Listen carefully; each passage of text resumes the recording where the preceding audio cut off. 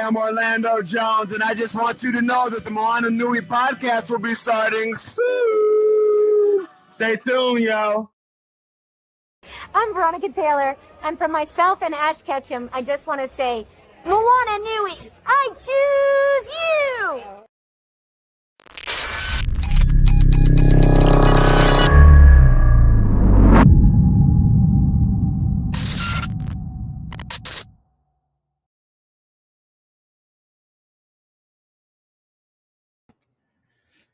Good evening, everyone, and welcome to our April edition of the Moana Nui After Dark presents Geek Speaks on Sports.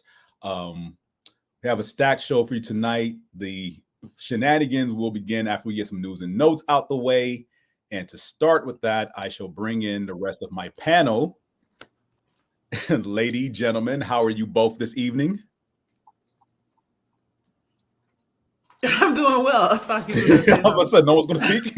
I was waiting for Joy. I am fucking amazing. Oh gosh. See, when you're feeling that good, that means somebody's about to suffer. Yep. Right. That sounds like violence either has or will happen. Both. I'm thinking will happen. Both. He's definitely a little bit too happy. Right. You don't like it when Furious is too happy. Because it sounds like, bathing in the blood of his enemies. Right. Do we need alibis? I was out of town. Nope. Okay. Nope. I mean, because you look like you chose violence and stuck with it. I did. Okay. He's continuing to Are you still employed? I am. Okay. And will be. Whatever you did was cool. And will be. Some other people might not be, but I will be. Yeah. Okay. Well, let's get this show started with March Madness. So, real quick, before we get into everything that happened in and around said tournament, does anybody know who played in the championship game of the women's tournament? Yes, we do. Okay. Does anybody know who played in the championship game of the men's tournament? Actually, I do. Oh.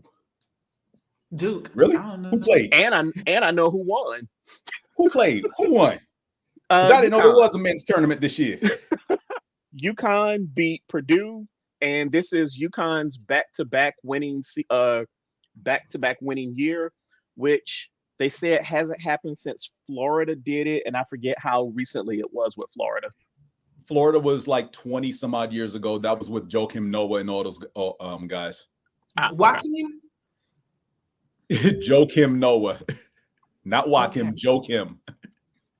His name, I know it's spelled like it might be Joakim, but it's actually Jokim, and it's pronounced phonetically. That's the big dude who played for the Bulls, right? Yes, amongst other teams. Yeah. Bulls. The Bulls are the only time I actually remember seeing him play. Okay. Well, enough of the men's tournament. Congratulations, UConn. Back-to-back titles. Hasn't been done in almost 20 plus years. The women's tournament, where all the fireworks were. I don't even watch college basketball, but I heard about some things.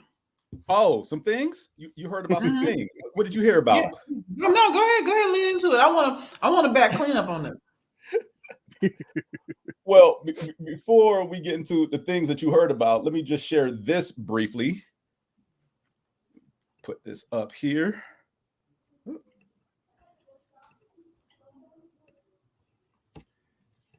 Because it has to do with the viewership of the men and women's tournament. These are the numbers for the championship games. Yeah. 14.8 million for the men, 18.7 for the women. That's what's up. Just FYI, we cannot see it. Are you doing this from your tablet? Yes. Okay, there we go. There it is. I love this. Invest in women's sports. Yeah, exactly. Because think about this. This is with all the differentiation in promotion, money, endorsements, likeness deals, etc., the women still pulling more views because it's more fun to watch. That part, more fun to watch. So South Carolina won the women's tournament this year. Last year, they lost in the national semifinals to Iowa. Yeah, I was in South Carolina earlier today. Ooh, so it should still be popping up there. Now, if you were paying attention to the media shortly after the broadcast went off the air and over the last couple of days, you wouldn't know that South Carolina won the women's tournament. Nope. Because all they keep talking about is Caitlin Clark. Yeah. Which brings me to the second thing I wanted to put up here real quick. Interesting that all this attention is being put on the losing team. Who says, look, only in America can a predominantly Black women's basketball team coached by a Black woman go 109-3 in 3 years, have a 38-0 season, and win the national title, and the main story be about a white player on the losing team. Yeah. And actually, if you truncate that, it'll still be true. Only in America will the story be about a white loser. Pretty much. Now, don't get me wrong. Caitlin Clark is a wonderful, excellent basketball player. But what she did this season was no more of a standout year as opposed to what, say, Shamika Holsclaw did at Tennessee, or Candace Parker did at Tennessee, or Maya Moore did at UConn. These are all women who averaged 30 points in a season. Oh, and they won a national title. But the media will have you believe that Caitlin Clark is the best player in women's basketball since the creation of basketball. Right.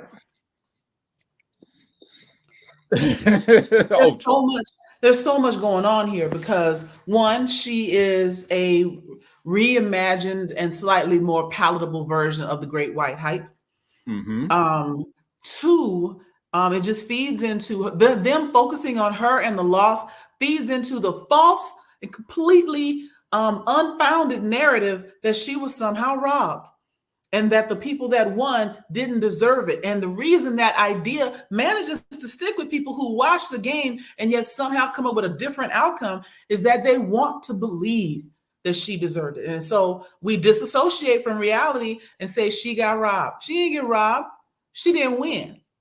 That's all there is to it. There was no menace behind it. She just wasn't. She and her team, because she's on a team, her team was not as good as the other team was. And so they lost. They were up against a team having a juggernaut season. And they got ran down like everybody else did. The desire to make a story about someone that the majority of people who watch American television can feel related to, not relate to, feel related to. Think about how I'm saying that. She looks like my daughter. She looks like my cousin. She looks like my girlfriend. She looks like the girl I want to date because I hate Black women. Like whatever it might be, it's all in there. But they want to talk about her because it's more comfortable to talk about her than to admit, finally, that black on black on black, blackity black, black on black is winning. Yeah.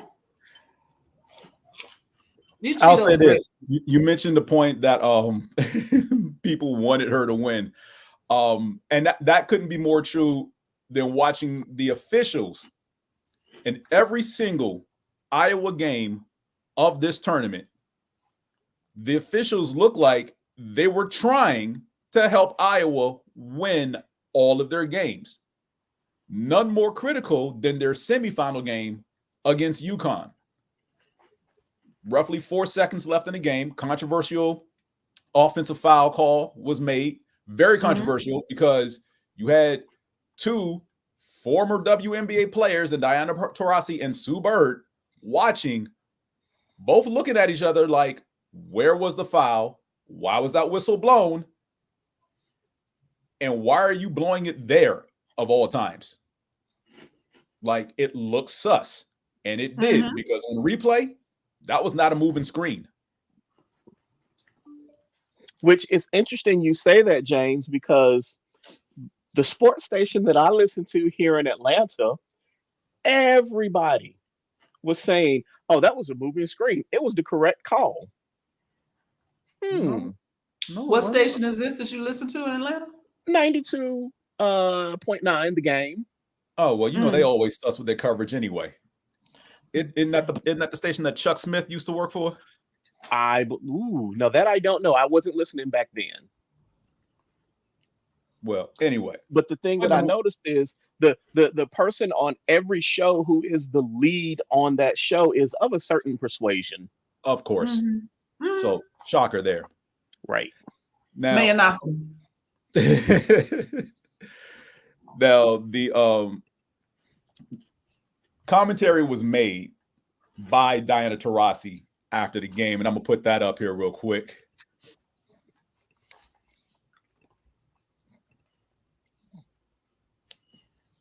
And this was said about Caitlin Clark by Diana Taurasi after the championship game as well. Reality is coming. You look superhuman playing against some 18-year-olds, but you're going to come play with some grown women that have been playing professional basketball for a long time. All right. Now, Taurasi caught backlash for this. Severe vitriol. Right. Because who said it? A white woman. But she was talking about an ingenue. You know what I'm saying? Mm-hmm. Caitlin is going to, until she becomes a little bit older and a little bit, I'm just going to speak very, very plainly, a little bit less desirable to the white male gaze, until she becomes a little washed up, she's going to be the person that she's going to be the victim when she doesn't even want to be. She's not asking for any of this coverage, by the way. I'm not putting anything on her per se. Absolutely. She's just doing her job, and everybody's doing the stuff around her. But until somebody younger and cuter comes along, she's going to be the young, cute one that people want to defend, because she is always portrayed, she being the phenotype, the stereotype of the young, beautiful white woman, is always portrayed as to be protected. Mm-hmm. Joy, I'll go a little bit further, or I'm honestly not sure if this is a little bit further or me offering a little bit of pushback. We can figure it out as I go. Okay. But once she gets to the WNBA and people realize just how average she is when compared to every other athlete in the WNBA, she'll also be forgotten. Yeah. Very much so. Yeah. From what I've seen of her game and of the WNBA games that I've watched, there's nothing special about what she does. She right now is a very big fish in a small pond. She is about to be a big fish in the ocean. And that's exactly what our girl was saying. Is you look like a superhero right now because you're playing against some scrubs who are going on to do other things that are not basketball. But you about to step into the ring with some grown women, and they gonna hand you your ass. That's the part she didn't say, but that's what we all know she meant. And pound for pound, she might not be able to. And what rookie really does, like other than LeBron James' first season. When have we seen a rookie come out and actually hold their own against veterans? True. It wasn't a slight against her. No. But it was just saying, hey, look, you think you bad, you think you hot shit right now, but just wait. That's all she was saying. Yeah. And somehow people got offended. But I'm going to be a little critical in the actual analysis of Caitlin's game, right? She's a finesse player. You watch Iowa this season, especially in the tournament, teams refuse to get physical with her. And the thing I say going into this tournament to everybody who told me Iowa's finally going to do it this year, I said, no, they're not. I was like, if they get to the championship, they're going to lose to South Carolina for one simple reason: physicality. No one has truly been physical with Iowa up until this point. Yes, they lost 4 games during the regular season, but that was pretty much before they got into league play, right? To appeal to my nerd, my Destiny 2 reference, a hunter will never beat a Titan in close quarters combat. Why it just ain't happening. Why you and your sniper rifles and your bows and arrows don't mean shit when you get punched in the face, shoulder check, knocked to the ground with a slam. I'm right. I don't want to do this no more. I mean, For those because who are listening, James, what is it that James plays Hunter. what is it that you said you do, James, when you're playing and there's a Titan on your squad? They're a meat shield. I hide behind them. Yeah. They're my bullet sponge. Mhm. I need to get my precision shots off. And if you a Titan, I'm using you as a human shield because that's what you are. You are my tank. Now, I want to say again, because, people may see this or play it or hear a clip of this in some other place and think that we are bashing Caitlin. We are not. No, we're not. We're not bashing. We are saying that the people that decided they want that had a platform, that have a voice, have used it to either pump her up unnecessarily, which is only setting her up for the okie doke later, or to dismiss other people who deserve their well-earned rewards. All she has done is play her game and do what she can do. She's done nothing wrong. I want to make that very clear. Yeah. Because I know if I were to get out there on that basketball court with her, all I could do was foul her. Bro, I tripped over my own feet yesterday. I'm a couch potato. If there was a couch potato tournament, I'm placing for sure. Absolutely. Now, while we're on the subject of the tournament, let's give South Carolina, Don Staley, and those women their flowers. Absolutely. Because, especially Don Staley, because they have back-to-back undefeated regular seasons. Yeah. Right? Have all 5 starters from last year graduate, have a brand new starting 5, and go undefeated and win the Natty. Yeah. Man, look. Now, what's her salary? She is the second, I believe she's either the second or third highest paid woman, highest paid coach in women's basketball. Now, how does that fall out in college basketball? As of 2024, her salary was 3.2 a year. And I think she just re-upped for 7 a year. Okay. I didn't know about that one. But she is still making less than Gina Auriemma and one other person. And I believe, if I'm not mistaken, I know the 2 people ahead of her are white. I know Auriemma is number 1 because he's the coach of UConn. He will always make the most money. Yeah. And I can't remember who was between them, but I believe she's 3, if not 2. Yeah. But again, this to me goes back to, and I don't want to call it an argument because I think we're kind of all in agreement on this. It's just like when people talk about the women of the WNBA needing to earn more money, people need to go to the games and support their local WNBA teams. Yes. If more and more people support South Carolina women's basketball, if anybody who's giving them money, if it is specifically earmarked and people just keep seeing that money coming in, she will get the salary increases that we all know she deserves. Absolutely. Because she should be the highest paid women. She should be the highest paid coach, period, on the women's side as far as basketball. She just should be. Right. Yeah. Right. I get it. The men supposedly draw more money. I wouldn't know. But if money comes from advertising and advertising comes from viewers, then I got to say bullshit on that, right? At least as of now. That may not have always been the case historically. Right. But it's time as far as the last couple of years, yes, absolutely. The advertisement for the tournaments and everyone getting excited. Let's put it this way. Aside from March Madness pools that people filled out, bracketology and all that stuff, ESPN, CBS.com, whatever. Outside of that, the only talk I've heard about the tournaments is the women's tournament. Yeah. That's pretty much it. Everyone's looking forward to the women's tournament because what we got last year, we were looking for more of that this year, and we got it. Yeah. We got 2 rematches. You got to see a perfect season. Right.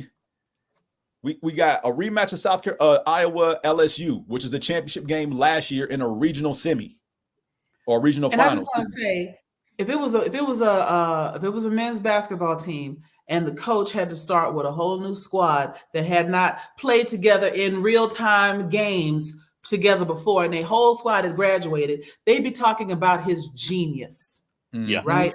His uncanny ability to lead and form and pull the best out of people never before seen. How is this possible? Do you believe in miracles? All that type of bullshit. Have we heard any of that? None. About this coach? Not at all. This is an amazing feat that she's pulled off. Yeah. With no support. Well, I'm not going to say with no support, but without the widespread financial backing that a men's basketball team probably would have had. True. True. I'm trying real hard not to be bitter and hateful. I think I'm doing pretty. But you're not wrong. You are absolutely right. Yeah. Because this is the dynamics of just men's and women's sports in general. You know, and the basketball stage is pretty much playing it out like this is a microcosm of sports, especially on the collegiate and pro level, by and large, as far as where the money goes when it comes into a school. So, and you know what? This isn't always true, but it is true in a lot of non-contact sports.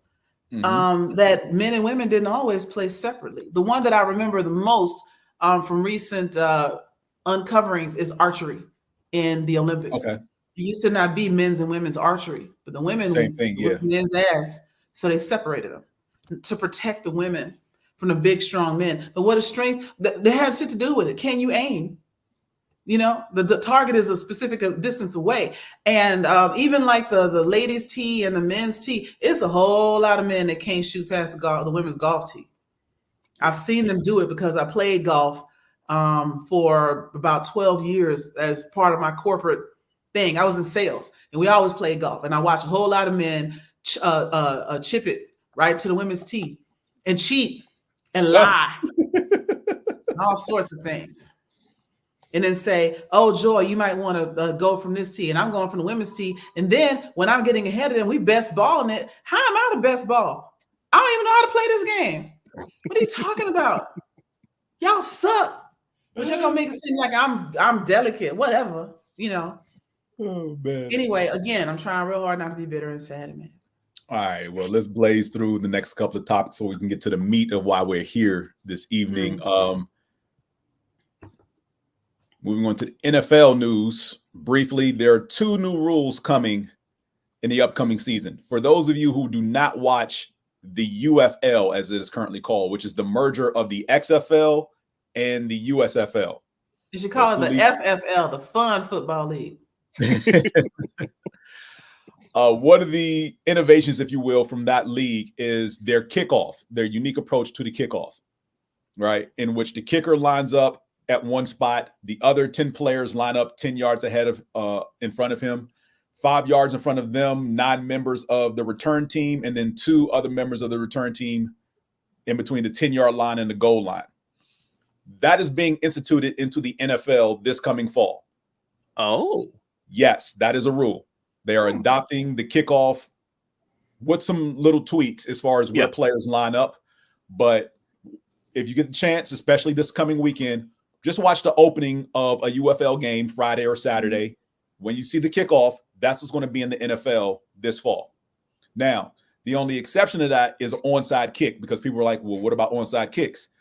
The team must declare when they're going to do an onside kick. Then it's the regular formations at the regular yard lines that they were in the previous seasons. So there's no surprise onside kicks anymore. I was about to say, doesn't that defeat the purpose of an onside kick? You're supposed to be able to like sneak and do it, right? Well, that element is part of it, because we all remember what Sean Payton did to the Indianapolis Colts in the Super Bowl, coming out the second half with a surprise onside kick. Yeah, we totally remember that. Right. Situations like that will never happen again. But if you're down 10 under 2 minutes and you're going for an onside kick, you pretty much have to say, hey, we're going for an onside kick. So you can line up. That's the part I don't know how I feel about, because what if your onside kick is so at what point are they going to make us now declare, oh, I'm going to do a trick play right now instead of a normal 1st and 10? I don't know how I feel about them being forced to declare an onside kick. Yeah. That did draw some pushback, because the element of surprise as far as the kickoff. Right. The issues they were having was that kickers, since they instituted the wedge rules for the return teams, because no more 3 and 4-man wedges running up to create a wall of blockers. It can be, I think it's like 2 was the limit. And then moving the kickoff spot was creating a whole lot of touchbacks. Nobody was returning the ball. You're basically taking the kick return out of football, and they're trying to bring that back. Well, you can't have it both ways. Like, you can't eliminate something and expect something else counter to it to happen. Like Right. we get that the kickoff is probably one of the most violent things to happen in football. You have 11 players running downhill full speed to get the ball carrier, and 10 players running back in the opposite direction trying to pick them off and block to allow one dude with the ball running full speed to go virtually untouched and score a touchdown. But the return rates in general just dropped over the last several years, and they were tired of that because there were no returns at all based on their metrics. The second rule that's being instituted this fall is the ban of the hip drop tackle. And what that is tackling someone from behind, wrapping up around their waist, and basically dropping your body weight on their feet and ankles and lower legs. Oh, no more dragging them down? Yes. No more dragging them down from behind. Why? Basically. Was it Because causing injuries? It was causing injuries, not at a high clip, but the significant injury it caused was in a game between the Bengals and the Ravens last year. That I believe was on a Thursday night, and the tight end Mark Andrews of the Ravens, he was tackled that way, and he basically missed the rest of the regular season. He didn't come back into the playoffs. So if you manage to get by me, and I'm a defender, but I'm quick enough to still wrap you up, but you just barely got past me, what am I supposed to do? Let him score. No. So this is Mark Andrews? Yes, that's Mark Andrews. Okay. Just checking. Let me do this real quick. It's going to be a lot of these in here, but you'll get the gist of what it looks like. So you can see right here in this box where I've zoomed in here. Oops, didn't want that. That's opened up a whole, well, actually. Yeah, we see it. We get it.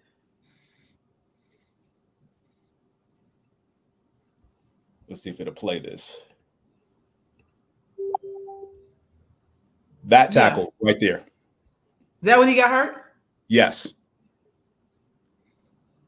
If he was getting laid more, his hips would be stronger. I'm just saying. Work on your thrust. Oh gosh, I can't with you. I can't with me either. Which that's actually not exactly true though. That's the funny part. When I talk about sports, when am I ever right? I know. I'm here for nonsense.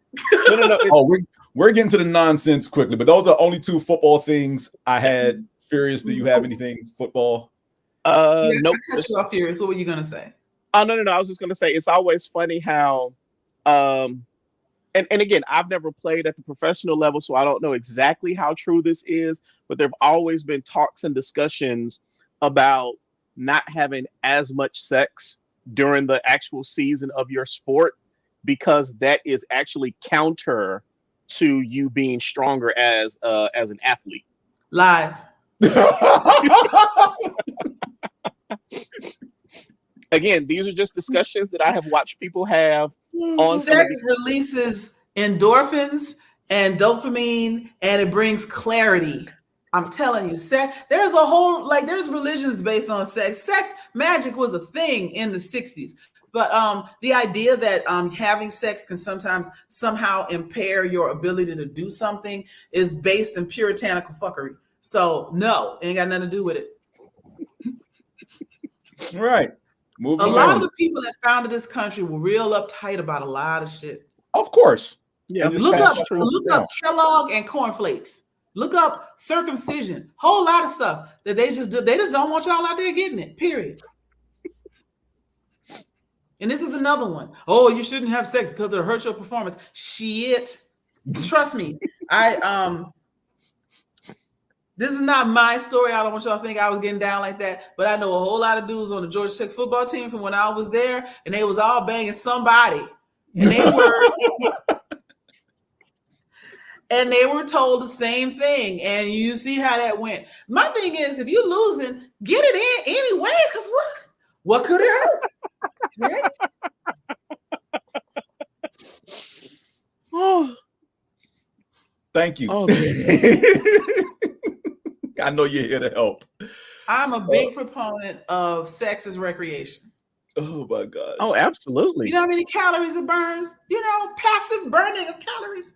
Come on now. Oh my gosh. Strengthen your core, your lower back. Anybody got any baseball things? I don't watch baseball. Okay. Opening day was last week.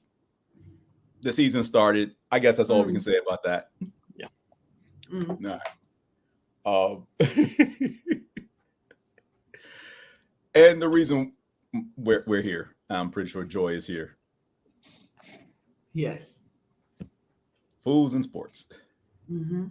So I came with this concept because last week, Monday, was April 1st, known as April Fool's Day. And I started thinking about who are the biggest fools in sports all time. Doesn't matter how far back it is. Doesn't matter what sport it is. Doesn't matter if they were an athlete or not. I don't care if it happened on the field, off the field, negotiations, whatever have you. Just the biggest people, things, events that made you say, what the fuck? See, Candaysee, how you doing? Welcome. Hey, just in time. Just in time for our shenanigans and foolishness. About the craziness. I'm in a lounge and I couldn't get my video in right.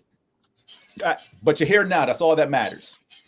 So I've asked our beloved panel to come up with some people, events, things, foolishness in sports at any point in time. And I also put this out there into various feeds on my social media accounts.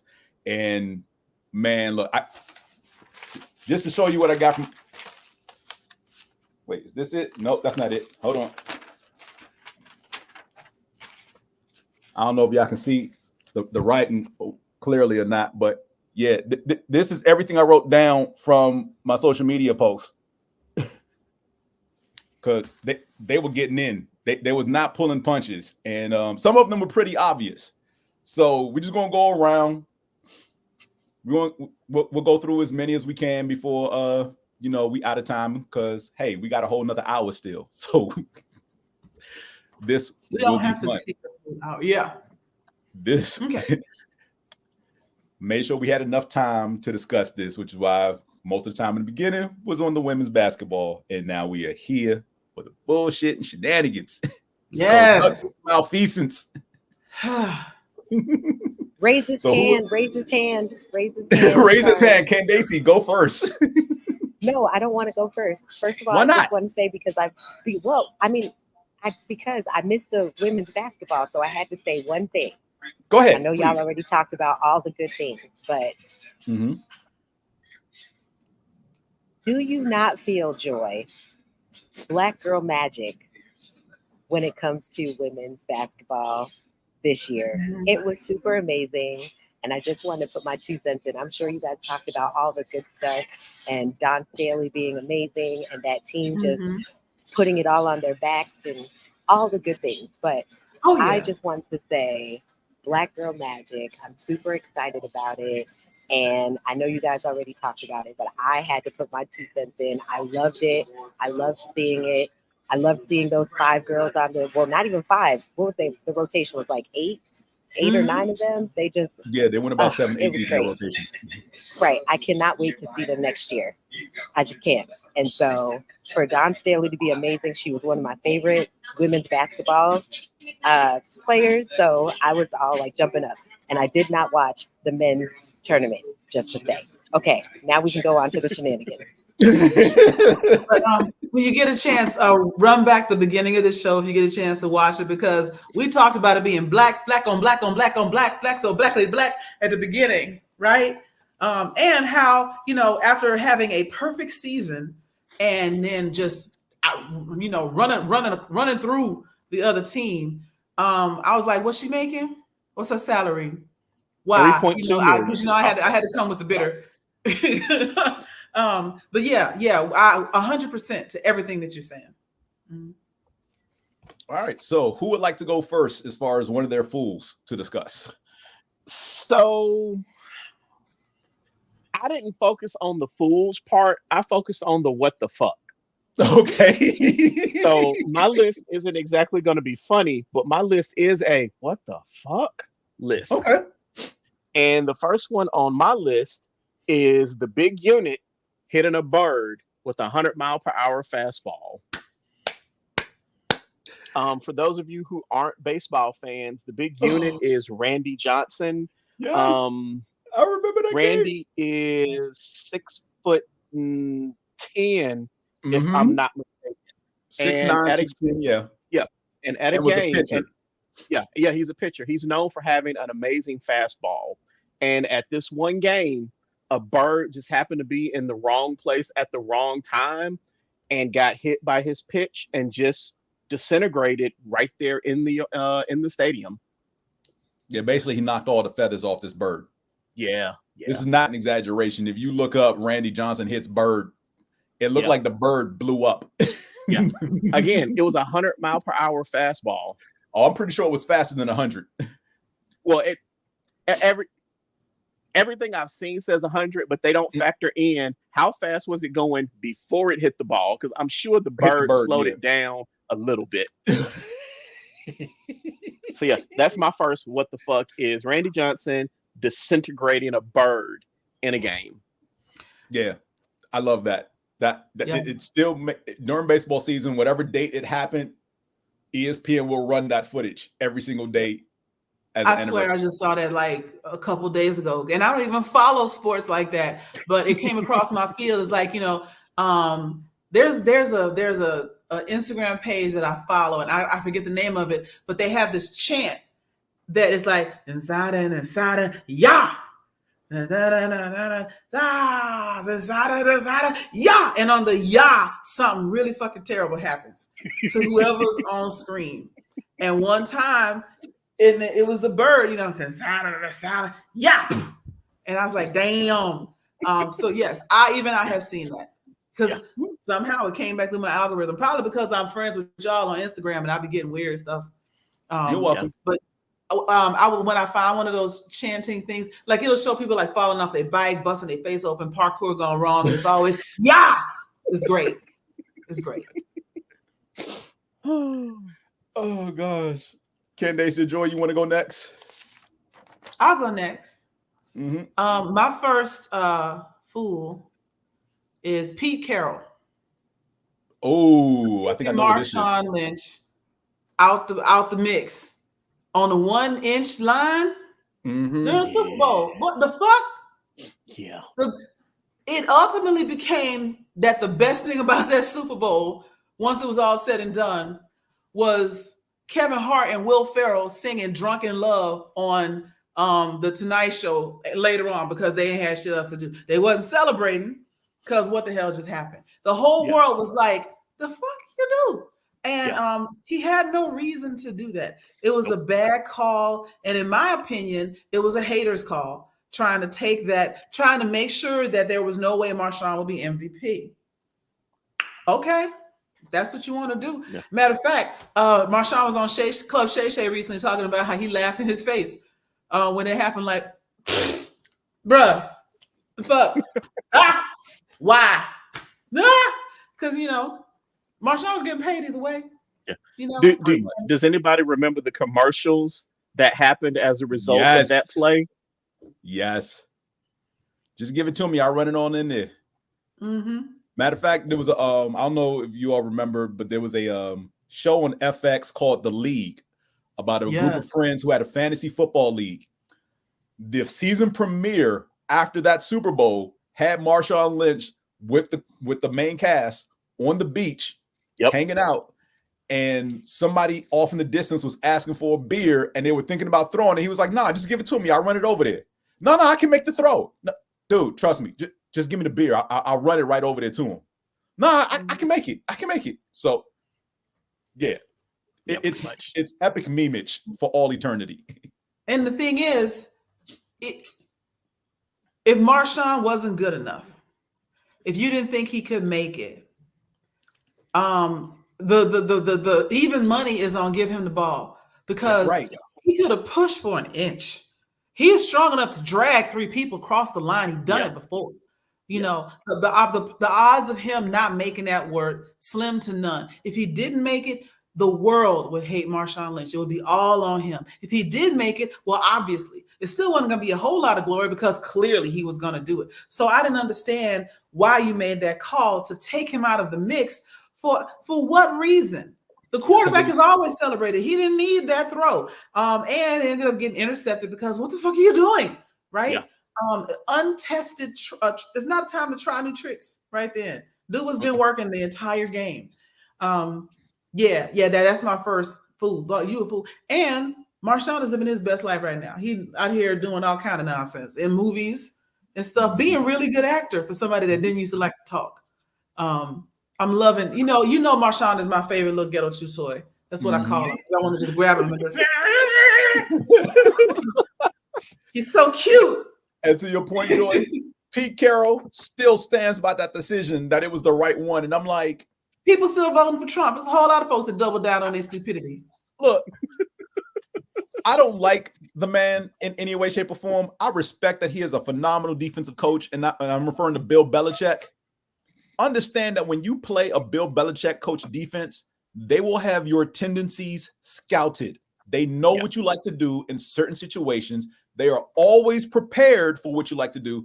And Malcolm Butler, who intercepted that ball, was coached all week in practice. Don't let up, run through the receiver, get the ball. It's yours. All week they practiced that scenario because they knew that's what the Seahawks like to run inside the goal line. As far as pass plays, that's their go-to bread and butter. They were ready for it. Clearly. Why they called? Just give it to Marshawn. It was only second down. You had 2 more downs to punch the ball into the end zone. So what? He would have only gotten 1 yard. Guess what? It'll be 3rd and 1 from the 1 yard line. Give it to him again. Yep. This is why you can't always listen to the analytics. The analytics are dumb. And analytics is how some coaches get fired. Yeah. Candaysee, what you got? Okay, so I don't think I did this exercise right. Yes, but my top one WTF for me was when Sprewell choked his coach out. That wasn't. Oh my God! I forgot all about that.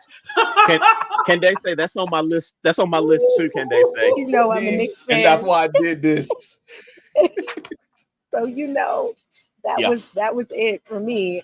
That's why I said I don't have anything else to say but that, because that is my number one sports moment ever in life. No matter what the Bills have done, no matter what the Mets have done, Sprewell choked his coach. That's got to be top 5 on everybody's list.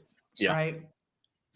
And look, quiet as it's kept, players who were on the team with Sprewell say the coach deserved it. Yeah. That's what I heard too. But you know, that was probably my best. Like, but you know, you got caught doing it. You know, you had the right one that day. That was so good too. Top of my list, because I'm from there originally and I still keep up with the shenanigans of that football team. Daniel Snyder's tenure as owner of the Washington football team. Man.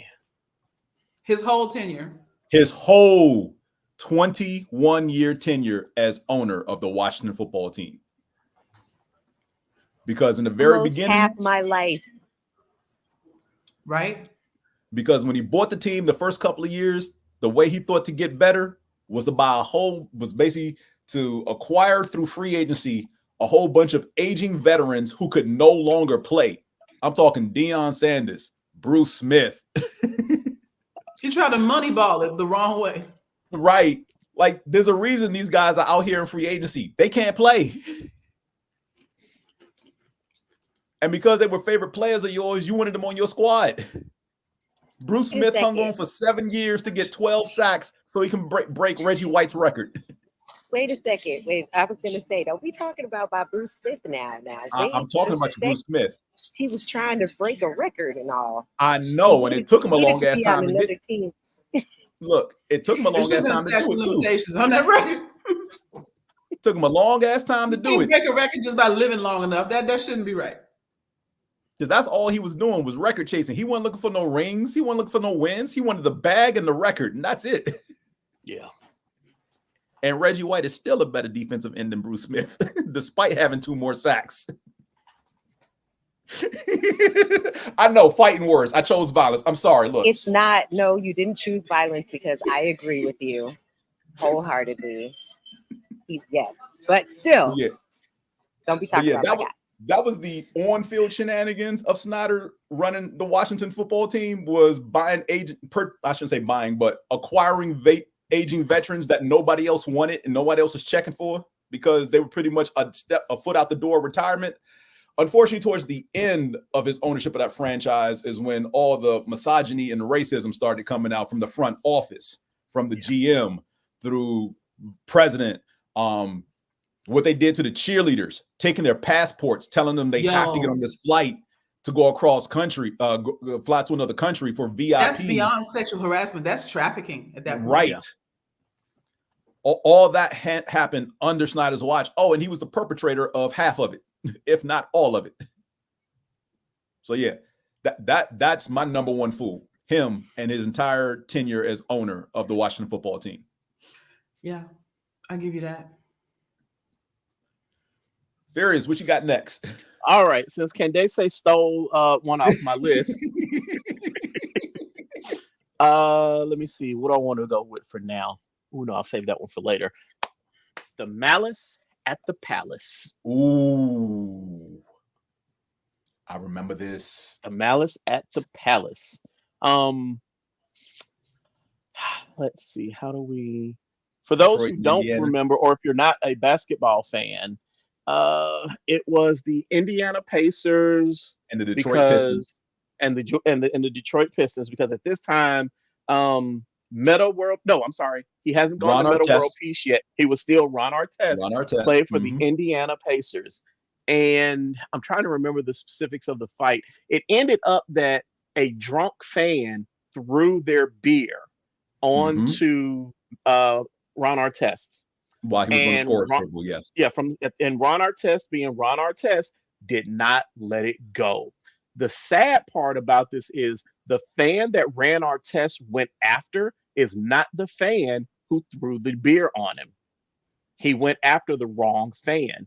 And it started this whole big fight.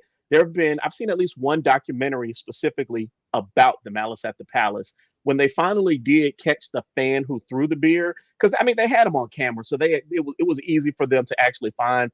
He was banned for life from I forget the correct name of the Detroit stadium. All their home games, regardless of where they play. Yeah, he's banned for life. Yeah, but yeah, that one was just wow. Really, you just couldn't hold it together. You had to throw your beer, and it's always some dumpy little dude who just doesn't realize you are not an athlete. You are not a warrior. These guys will eat you for breakfast day in and day out. And he thought he was going to get away with it. To take it a step further, the fans that ran onto the court and got punched by several members of the Pacers tried to sue those Pacers players. Like Jermaine O'Neal, actually, you can see it as the officials and security are trying to get the players off the court, because the two teams actually did come to blows and actually start fighting each other along with some of the fans. A fan actually runs up to Jermaine O'Neal. Jermaine O'Neal is 6'10". Yeah. The average NBA fan sitting in the stands who's completely out of shape is like 5'8".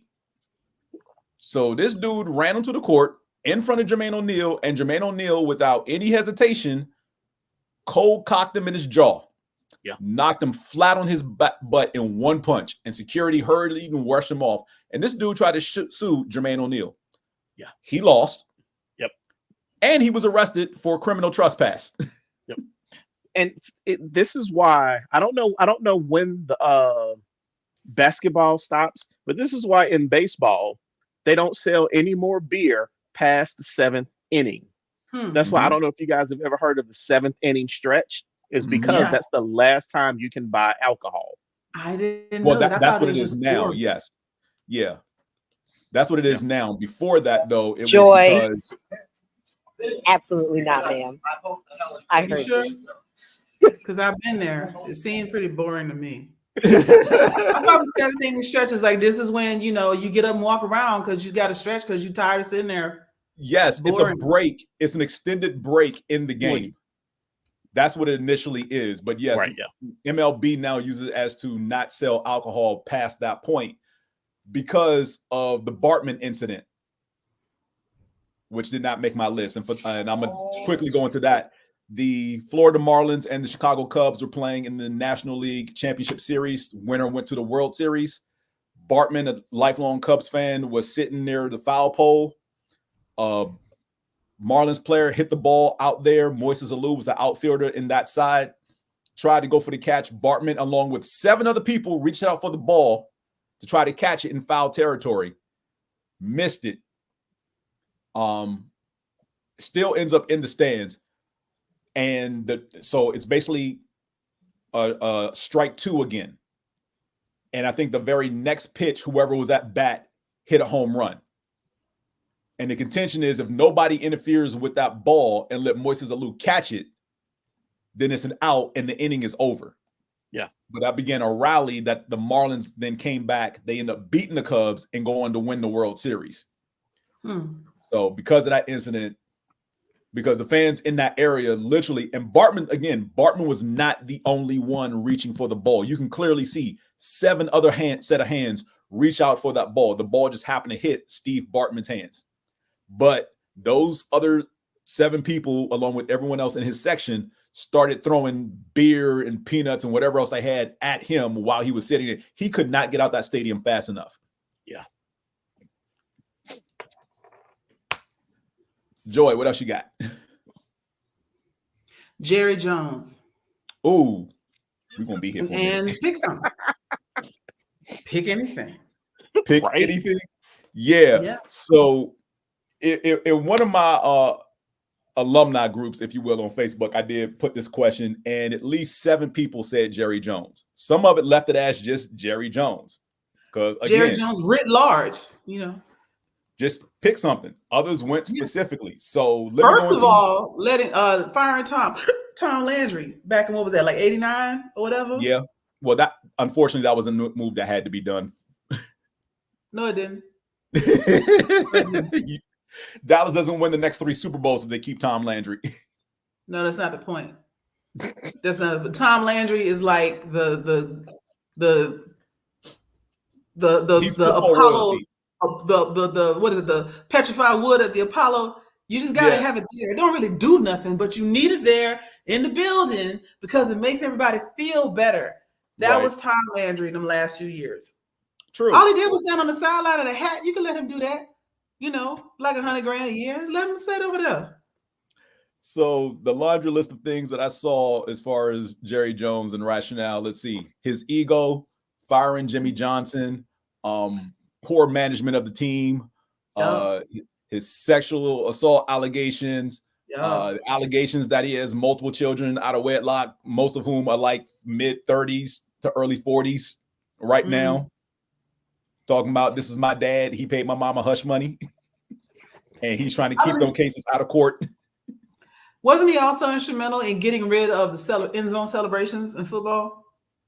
Part of it. He tried to stop end zone celebrations, yes, because of Because they was losing and they was getting celebrated on. Something like that. But Terrell Owens, when he was with the 49ers during his free agency year, celebrated on the Dallas logo in the end zone. Didn't they do Ring Around the Rosie?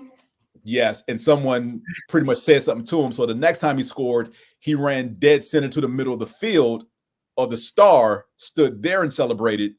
Yep. And the third time he scored, the safety at the time for Dallas, I believe, was George Teague, ran up behind Owens and clocked him in the back of the head, which started an on-field fight. Yeah, I remember that. So because of that, Jones was like, yes, end zone celebrations got to stop because we can't have players fighting on the field. Well, maybe your team should have better composure and not let this one wide receiver score 3 touchdowns on you. Right. And then if you're getting whooped, take the L. Take the L and take a lap. That's what he should have done. If you don't want me to celebrate, stop me from scoring. That part. Right. Which is the general thing amongst all players across every single sport. Mm-hmm. Also, there was a shift in the sport as a whole. I'll just say Another thing I would say is taking that effusive celebration out of football lowered the morale of the game for a lot of people that watched it, as well as for the players that were doing it, because at the time the league had a lot of Black players in it. It's now mostly Black, and you know how we get down. We celebrated act up over a game of spades. We cut up. I remember, what was it, when the Carolina Panthers went to the Super Bowl? They lost. And they still celebrated the one touchdown that they had. They're like, Mama, I made it. Because you'll never know when you're going to get back. Live in the moment. Enjoy that. Even if you're losing, you can still do your little celebrations. That might still make a highlight reel. I feel like football wasn't as fun, which is why the few, UFL games that I did watch, where they be acting a whole ass in the end zone, is the only reason I'd want to watch it. Them, and shout out to the Savannah Bananas, because that's the only baseball team I would watch. On the field. We need to take a road trip down there one of these days and go to a game. I'm down. I'm Hell down. yeah. Let's do it. All right. Candaysee, what else you got? Okay, so like I said, I think I did the assignment wrong. No, you didn't. But so WTF for me is like, as a fan, you're like, what the. I'm trying not to curse, so I'm not saying the bad word. But remember that I'll time. For you. Talk your shit. Remember that time that Reggie Miller scored 8 points in 9 seconds against the Knicks? Yeah, yeah. You remember that time? Yeah, that was a WTF moment for me too. Along with, I'm just gonna go with it too. Along with those 13 seconds that the Bills had, and then So. That was the assignment. That's the way I took the assignment. Was as a mind-blowing moment. What were your WTF moments? And the Reggie Miller 8 points in 9 seconds. I tell you, if I see Reggie Miller in the street now, I will still try and trip him. That's how many. That's the animosity that I have. Probably gotta right get in now. line. That I'm telling you, like, he's the worst too, because because Spike Lee is in front of you. Right. Well, right. But all I'm saying is, that's my WTF moment. Don't laugh, James. It's not funny. It is a hurt in my heart. Because you and every other Knicks fan alive wants to do something vile to Reggie Miller. Because but you know what? It's not even really the 8 points in 9 seconds. Oh no. It's the years later, and the way that he handles himself. And I'm telling you, the last time when he called that Hawks-Knicks game, when the Hawks beat the Knicks in the playoffs, and he was the biggest ass when it came to that. Like, he was real like, that is what solidified the fact that anytime I see him on site, he's getting tripped or something. And then I'm going to remind him that his sister is a better basketball player than he is, and that is how it's going to work. I know. I'm done. We all love her and we hate him. That's all. Trust me. Reggie knows his sister's the better basketball player. He doesn't like hearing it, but he knows it. I'm just saying. So that was my moment. I'm so sorry, but if I didn't understand the assignment, is good. Candaysee, do you know the story of his sister scoring 100 points and then him having to hear about it in the car ride home? Yes. Okay. I know all about his sister because I've been watching women's basketball for years. But yes. Or was it 80? Somewhere between 80 and 100 points. She scored 100. Okay. It doesn't matter how many points. She scored more than he. That's all. Because it was a big night for him. That's what makes it funny, because he got in the car because he had just scored like 40, 50 points for his high school team or something like that. He was like, oh, that's nice. It's like, wait, why are you so quiet? What'd you score? 100. Oh, just 100. Just 100. Nothing, no big deal. Because I'm better than you. Always, ever, and forever. My next one is, this is a broad one, so bear with me here. Every scout and every coach that ever told or suggested a black quarterback on any level switch positions? Woo. Yeah. Those are fools. Yeah. The ones who are hell-bent on, because let's be real, they're all white, every single one of them. Yeah. Telling these young black quarterbacks coming out of high school, as they're matriculating through college, when they come into the draft, feel no compunction, no remorse whatsoever. Well, you're a phenomenal athlete, but if you want to play at the next level, you need to be a running back, or you need to be a DB, or you need to be a wide receiver, but you ain't gonna play quarterback. Instead of actually coaching these kids up, helping them hone their skill set, or better yet, do what you do with their white counterparts and design an offense around their skill set. Because what's his face? Urban Meyer, who coached at University of Florida. Tim Tebow's trash as a quarterback. Let's not get it twisted. Tim Tebow is trash as a quarterback. And Urban Meyer designed an entire offense around Tim Tebow. You know what? I see it all the time and with a different face on it in like corporate spaces where you'll have a desire to hire a particular guy because they like him and he's cool, or, you know, they want to have a beer with him, or he reminds them of themselves or something, and they will prop him up. And they will, I'm trying not to be bitter, but I specifically remember this happening at a company that I'm familiar with. I won't say if I work for them or not, I did. And one of the things that I was really mad about is it was a clear option of a black man who worked for them already and had been doing the job and was killing it. And they brought in a guy that they thought needed a development opportunity and asked the black man to train him. And then built a team around him of a bunch of people that all could have done the job to prop him up so that whenever they did something fucking amazing, women and people of color, this guy got the glory. And then he would say, oh, it was a team effort. Yeah, but you don't want going on the trip. You don't want getting the bonus. Yeah. Fuck you, Bill. I'm sorry. No, absolutely right. I felt that right here, Joy. It was cathartic. Right, I don't want to say that for 17 years. Hey, get it out. Get it out. Get it out. Woosah. I need a bath.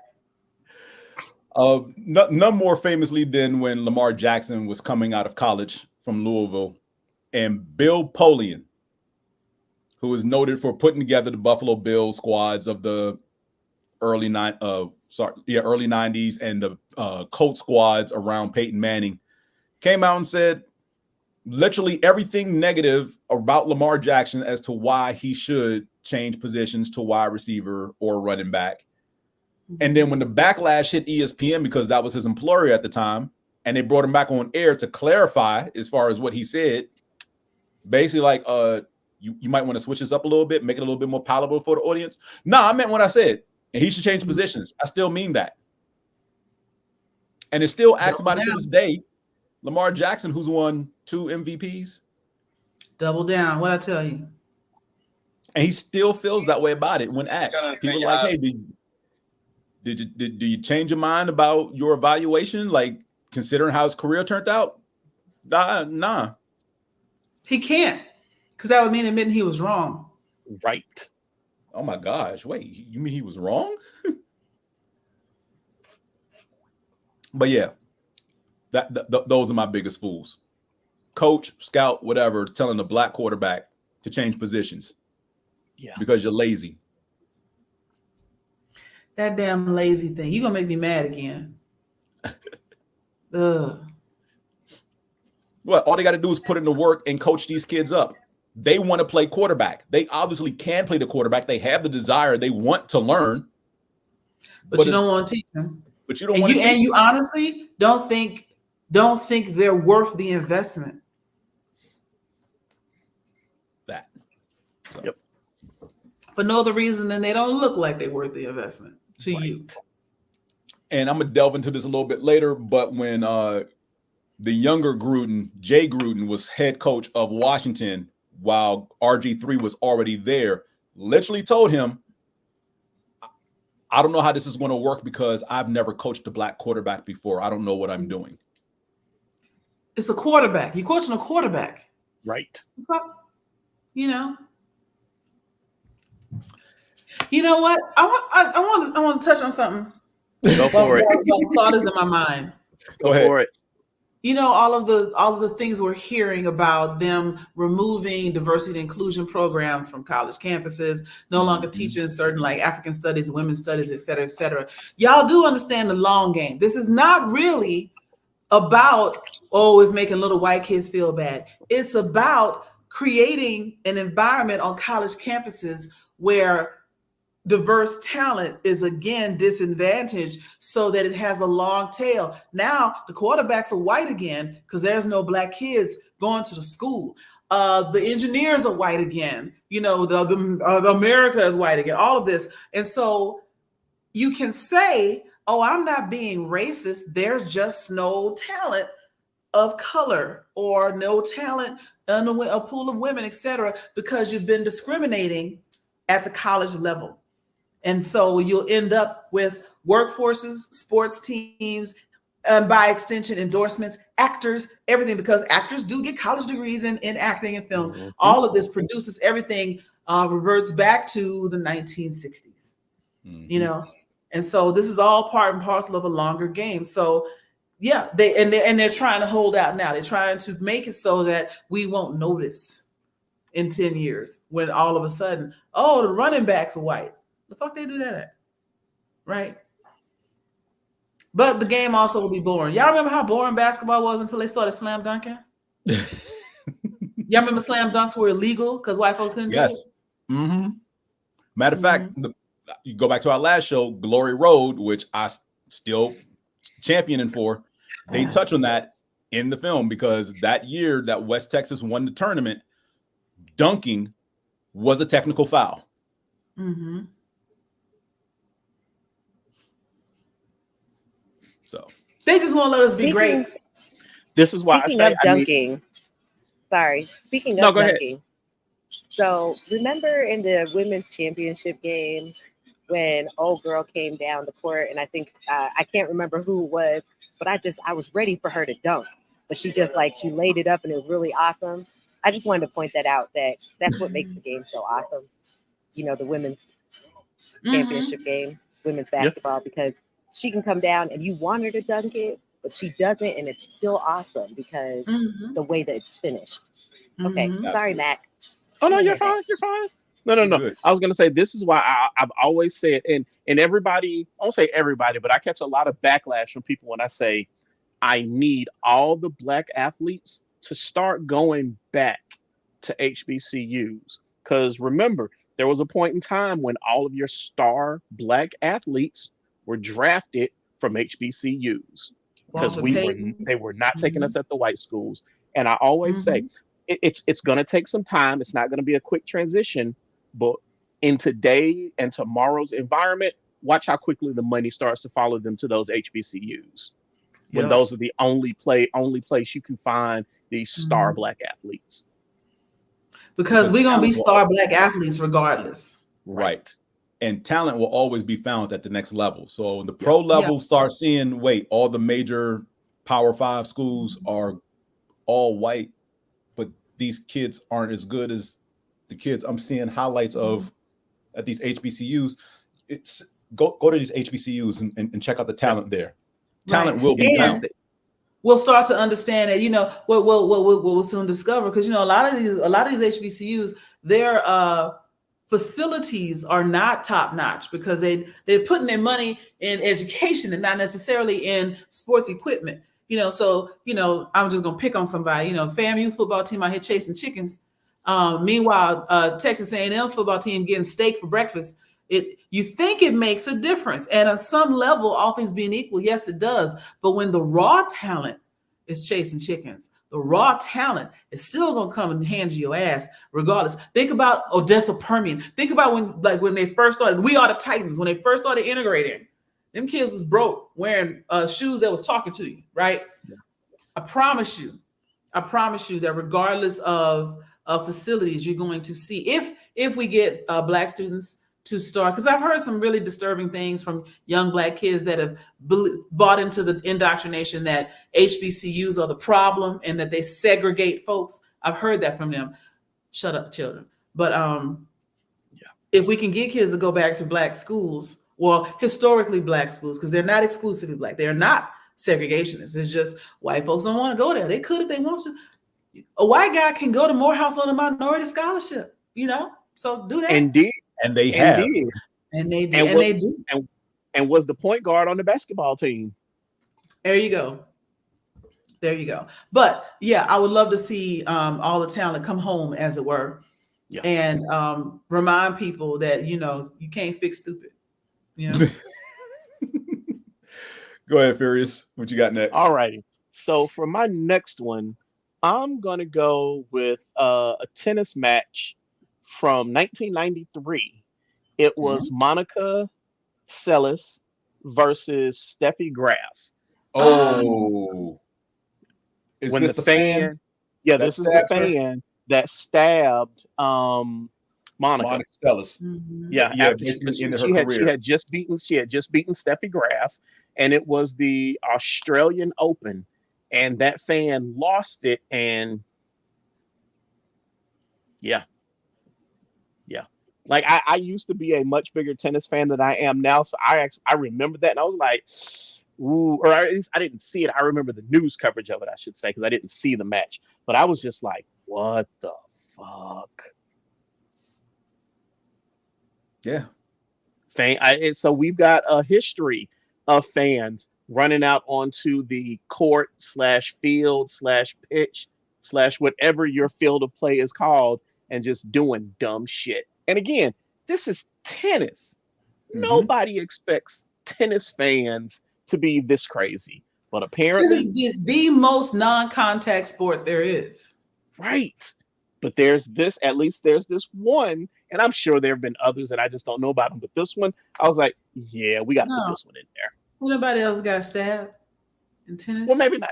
Well, there's not crazy stabbed. fans everywhere. It doesn't matter. It could be pickleball. It could be freaking bocce ball, t-ball. In Texas, a mother of a cheerleader killed another cheerleader's mother to get her off her game during the finals. Whoa. Yeah. Wow. I'm gonna look it up. Let's make sure I know what I'm talking about. But I remember that happening because it was big news. I do remember that. Something about cheerleaders and murder. Yeah, crazy. It was a thing. All right, Joy, while you're looking that up, Candaysee, what's your next one? Okay, so like I said, I didn't understand the assignment, but I'm just going to say 4 years. 1990, 1991, 1992. Yeah. I wasn't going to bring it up. So, WTF, my Buffalo Bills. Yeah. You have a record, but it's not like a good record. Like, it's the record of going 4 years in a row, but it's also a record of losing 4 years in a row. So that's mine. And I'm done. See, I usually save that, and I save that and I only bring it up when Candaysee pisses me off. I'm sorry. I know. I need a little bit of heart there, but that is. I wish y'all beat Washington, though. I really wish y'all had to beat Washington. Yeah. Well, I had to go to school the next day and listen to them celebrate in the hallways. It was annoying. Sorry. I had to just be sad every year. Every year? Oh, baby. Oh, baby.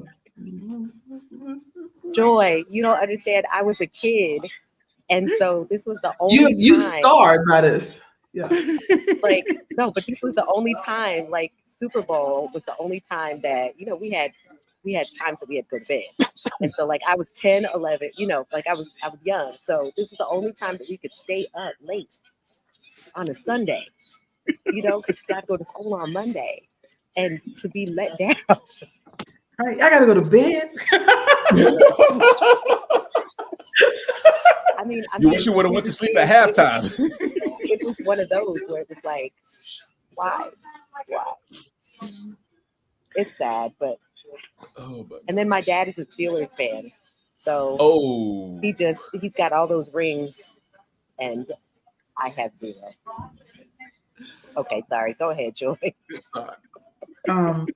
I wanted to make a correction. So Wanda Wanda Holloway is the woman I'm thinking of, and she hired a hitman to kill the mother of her daughter's cheerleading rival, but it was an attempted murder. It was not an actual murder, and she was sentenced to 10 years, and then she got off with like 6 months probation or something.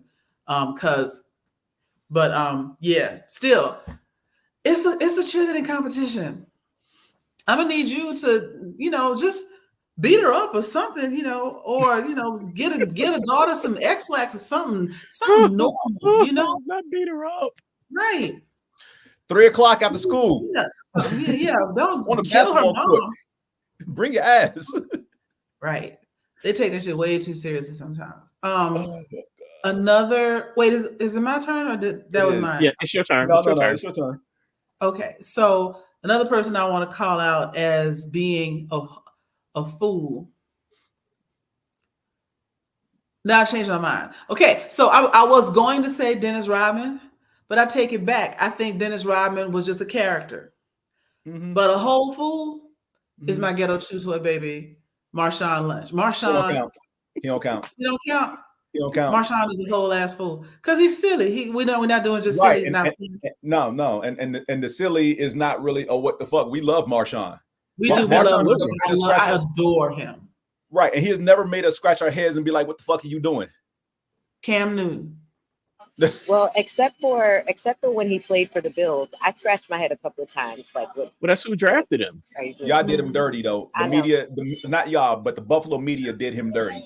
Yeah, you're right. You're right, because I would have loved it. I would have loved him to stay in Buffalo and do all the things, but he didn't, and it was sad. Mm-hmm. So that's my other WTF moment. The Bills let go. It's how to let him go, yo. But we didn't want him to catch no cases though either. So we needed him to be out of there, out of that town. We need. He did better on the West Coast. Yeah. Right. He wasn't ready for that cold coming from California. But I would say Cam Newton. Because I remember when he was talking all that shit and went to the Super Bowl and lost, and they cried like a little bitch when they tried to interview him after. And I normally don't use that phrase like a little bitch, but that's the only way I can appropriately, concisely describe how he acted. He has grown up since then, but in that moment, what the fuck? Yeah. And it was, I'm gonna give him just that much sympathy for that, because I remember the press conference, and the league has not done this since then, but you can hear in that press conference one of the defensive players literally calling him out. And this is a defense player for the other team, because they're being interviewed at the same time in the same space, which I didn't understand. Like, I understand you have the post-game media areas, whatever, but they should be separate areas. They should not be in the same area. Yeah. And they were literally so close that you could hear the defensive player from the winning team literally calling out Cam Newton and the offense, saying we knew everything they was going to do. We practiced all week. They talk all this cash money, and you could hear him. So there are points in the interview where Cam Newton's just sitting there not answering questions, because you can hear the defensive player shouting halfway across the room. So yes, I agree that they should have those in separate rooms, or at least, soundproof and do something so that is not, because it ends up feeling like a preamble to a boxing match, when you talking shit to each other or whatever. Yeah. But who's talking shit first? Yes. And untested. It'd be one thing if you had been to the playoffs, Super Bowl, or whatever before, and you talking shit because you're on your way back. You in new territory, son, talking cash shit, and then you couldn't back it up. If that's how it was set up, was that the only time it was ever set up like that? Or is that always the case up until that point that the two teams were interviewed in the same place? Weren't you prepared for this? You prepared for everything else. Did you prepare to lose? Because it sounded like you didn't. And that was my issue with him. Is like you was prepared to win, but you weren't prepared to lose. I'm not. Hear me on this. I'm not saying be humble. I'm not saying to dim your light for anybody. I'm saying when you get your ass whooped, take it like a man. That's all I'm saying. Matter of fact, take it like an adult. I'm not going to be sexist about this. Take it like an adult is what I would say. Yep. Fair. And to your point, Joy, about how was it always done before, the team celebrated on the field and in their respective locker rooms after the game. I don't know what point they started doing the big media thing post game in, that space. But up until that point, it probably was certain members of both teams in the same space. But it never got to the point to where you can hear player from the opposite team shouting to where you can hear him over the player you're currently trying to interview. Now, since then, like I said, I have lost a spades and been talked. I've been talked so dirty about that I came across the table on a dude trying to fight him in college because he was talking shit because he was cheating and winning, and I couldn't figure out how he was cheating. Some liquor had been had, and I came across the table because I couldn't handle it because I was young and immature. And so, that's why I'm saying he needed to grow up, and I think he has. Right. I'm not saying that he's still that person, but I mean we're talking about moments. Right. Mm-hmm. I would love to have been able to see that. I totally when she said I thought she meant like she did it like yesterday because I could totally see you coming across. I mean, the person that you've always been is still in you somewhere. You are the sum total of all your actions. So that girl is still in here somewhere. Yeah. I just, I don't know her out no more. She don't know how to act in public. Because the Joy that I know is usually so well put together and polished. And even if she cussing you out, she does it so well put together and polished that I really wish I could have seen even just a small glimmer of the unpolished Joy going across the table to get this dude and whip his ass. You know what? So this is an example of how men actually don't pay attention to women. Because I'm gonna tell you right now, I see it in Joy every time that she talks. It could be polished all you want to, but what I do know is that she will smack somebody if she need to, and it is not a surprise to me. Just saying. No, but Candaysee, but did you hear? I said I want to see it. I know it's there, but I want to see it. Yeah, because you're not saying you don't believe me. You're saying you want to see it happen. Yeah, I want to see. You like violence. Right. Okay, I retract that statement. But I have had that happen before. People are like, oh, Joy's so sweet, she would never. And so, I remember riding in the car with some of my coworkers, 3 guys, and two guys in the back were like, Joy is so sweet, she would never. And my boss Bruce is like, y'all clearly don't know Joy. And he's like, I'm not gonna say anything else about it, but just don't cross her. And that was my boss. I love Bruce, by the way. Bruce was my boy. Yeah, but in a nutshell, we had all been drinking. And so I, about, being able to contain it and hold it together. I had reached a point where I was so mad, I was going to walk away because that's what they teach you. When you can't handle it, you walk away. And the dude I was playing against I was like, you know what? That's fine, dude. Boom, you got it. I'm done. I'm done with this. He goes, oh, what are you, a quitter? You just going to quit? You can't with it. And he called me a quitter. Oh, hell. The next thing I remember is his cousin holding me like, Joy, look at you. What are you doing? It was that dude is 6'4". It was all he could do to hold me back. And for me to come to myself and realize I was being held back. My dad used to get blackout angry, and I didn't know I had it in me like that until I got blackout angry. I haven't been blackout angry since because I don't put myself in them situations, but it's in there. Yeah. I told y'all before, if the apocalypse goes down, I'm gonna be Negan. I meant that. I meant all of that. I'm okay blackout angry. Blackout angry is a special place to be. Yes, and I say that because James has seen mine once. Yeah, it doesn't happen much, but when it happens, it happens. Mm-hmm. That's a good transition, Joy, to my next one, because Black men didn't believe. And mine is Black men who, 1, clown Russell Wilson for being a simp, and 2, got a whole lot of shit to say about women's sports but can't play them. Yes. Yeah. One of my favorite people. Go ahead. Did you say Reggie Sorry, Miller? I said Reggie Miller. No. I mean, is she wrong? Is she wrong? Oh my God. I don't know. Reggie Miller can actually play though. You know, you just be getting reels and stuff, and you don't really pay attention to the account. But I know y'all know this chick is a woman that be playing like 3-on-3 or 1-on-1 basketball in the gyms and whatnot, and be schooling these dudes, and they be mad at each other. Man, guard her! What? Yo, man! What? And then they switch up. I got it. And she take them all to school. Wop, wop, wop, and they can't do nothing about it. And she talking shit while she doing it. Yep. Yeah, talking mad shit. Check up, yo. I love it. Oh yeah, she is great. She is awesome. But I'm not sure. Actually, I do know. I know where the hate for Russell Wilson came from because he's with Sierra, and these dudes cape for Future. And my thing is, Future's a piece of shit. Yeah. Yep. Let's be real. There is nothing to be envious of with Future. They're not envious of Future. They want to be Future because he is a piece of shit who has some money and managed to get at Sierra at one time. And so they see themselves in him. But then he lost, and they still mad at Sierra because he lost, and they feel like Russell Wilson stole Future's wife and child when Future gave all that up, right? Which is probably what a lot of them have done in their lives, is let some good women get away. So they take all of their unresolved issues out on Sierra and on Russell Wilson. You know, they mad at her. How she letting that man raise Future's child? Where the fuck is Future then? He had a shot. He had a good shot, and he threw it away. Future also has 7 kids by 6 other women. There you go. If my math is right, I know it's one more kid than baby mamas. Yeah. Wow. So yeah, aside from the one he has with Sierra, but yeah, there are 6 other women with 7 of his children out there.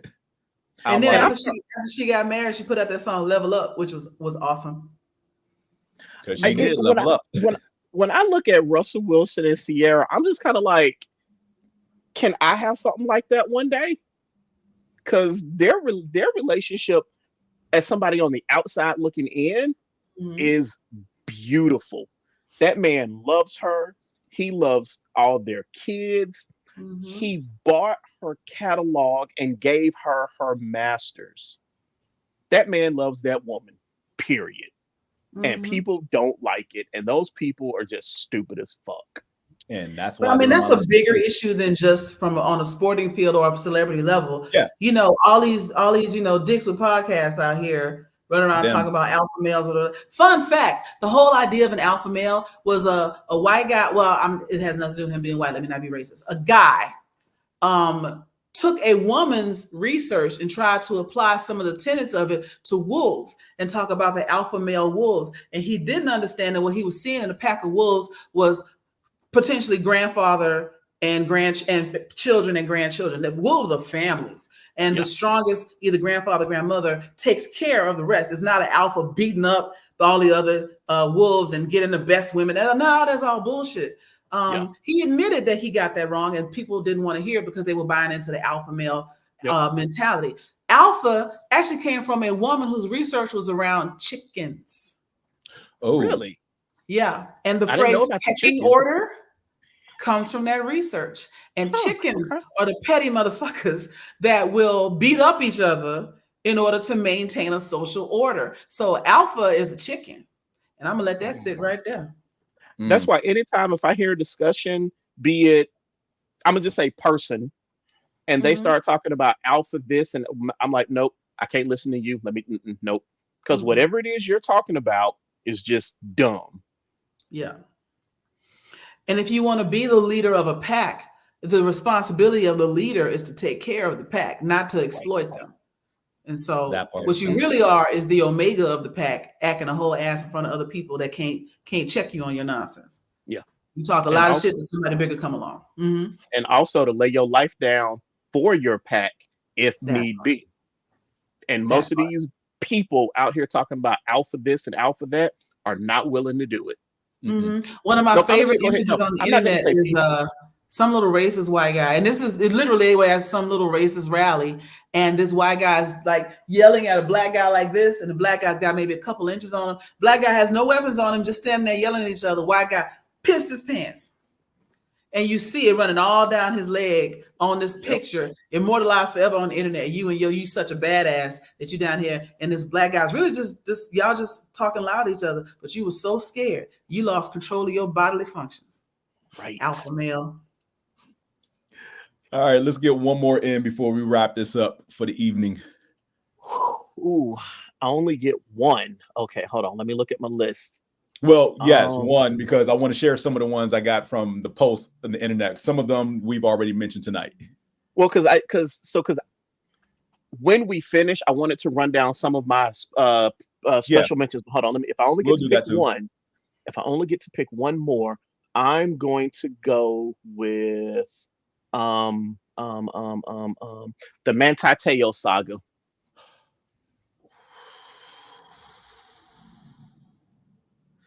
Okay, so there's a lot to unpack there. Because wait, well, hold on, James. Do you want me to pick another one because of how involved it can get and the time? No. I mean, I can simplify it, but okay. I mean, what we knew then and what we know now. Oh, we lost Candaysee. Yeah, she was having connectivity issues. Yeah, she was at a lounge. Yeah. So what we knew then was literally like 1/10 of what we know now. Right. Because social media was still in its infancy. People, MySpace, AOL online. That's how we were initially chatting with people. ISCA, if people remember that. And I know I'm digging deep in some of these, but he didn't know. He was basically just going off voice conversations, and the person he was talking to manipulated their voice in such a way he thought he had a girlfriend. Yeah. And what we know now is vastly different. And the fact that he suffered because of this. Yeah. Is just, it's nuts that, and thankfully it didn't ruin his career because he played in the NFL for, I want to say like 7 years. Yeah, something like that. So he had a solid NFL career. Wasn't great by any stretch, but he was a good linebacker. Yeah. Okay, they lost power at the lounge because it is raining in Atlanta. It is raining hard, especially on my end. So they lost power. But so what we know now about that entire saga around him and said girlfriend, who turned out was a person catfishing him, if you will. Yep. At the time, that was definitely a what the fuck. Yeah. If you haven't watched the Netflix documentary detailing everything that happened at the time, and granted, they do use a lot of hindsight because, again, we didn't know then. It is very informative as far as what you hear from him, as far as what he was going through mentally at the time, because he was going through a lot. Yeah, he was. Yeah. Because, I mean, he was the way he was getting dogged out was just relentless. And unnecessary. And one of the other things to take away from the documentary is if you are meeting, and the whole situation is be vigilant in these situations when you are meeting people online. They could be them, or it could be another catfish situation. Yeah, very much so. But yeah. What else you got, Joy? O.J. Simpson. That was on my list too. That was on the list of. I don't need to say nothing else. No, we don't need to say anything. Just OJ. I think that says it all. And the high-speed chase. Right. The Ford Bronco was never the same again after that. So, y'all know I have a Bronco that I actually got to get a little bit of work done on. When I bought my Bronco, I paid $3,000 for it. It's a funky kind of green color. All the white Broncos online were going for 6 and 7. Interesting. Yeah, it was a collector's item at that point. Yeah, pretty much, especially if it was white. Yeah. Welcome back, Candaysee. You got one more for us?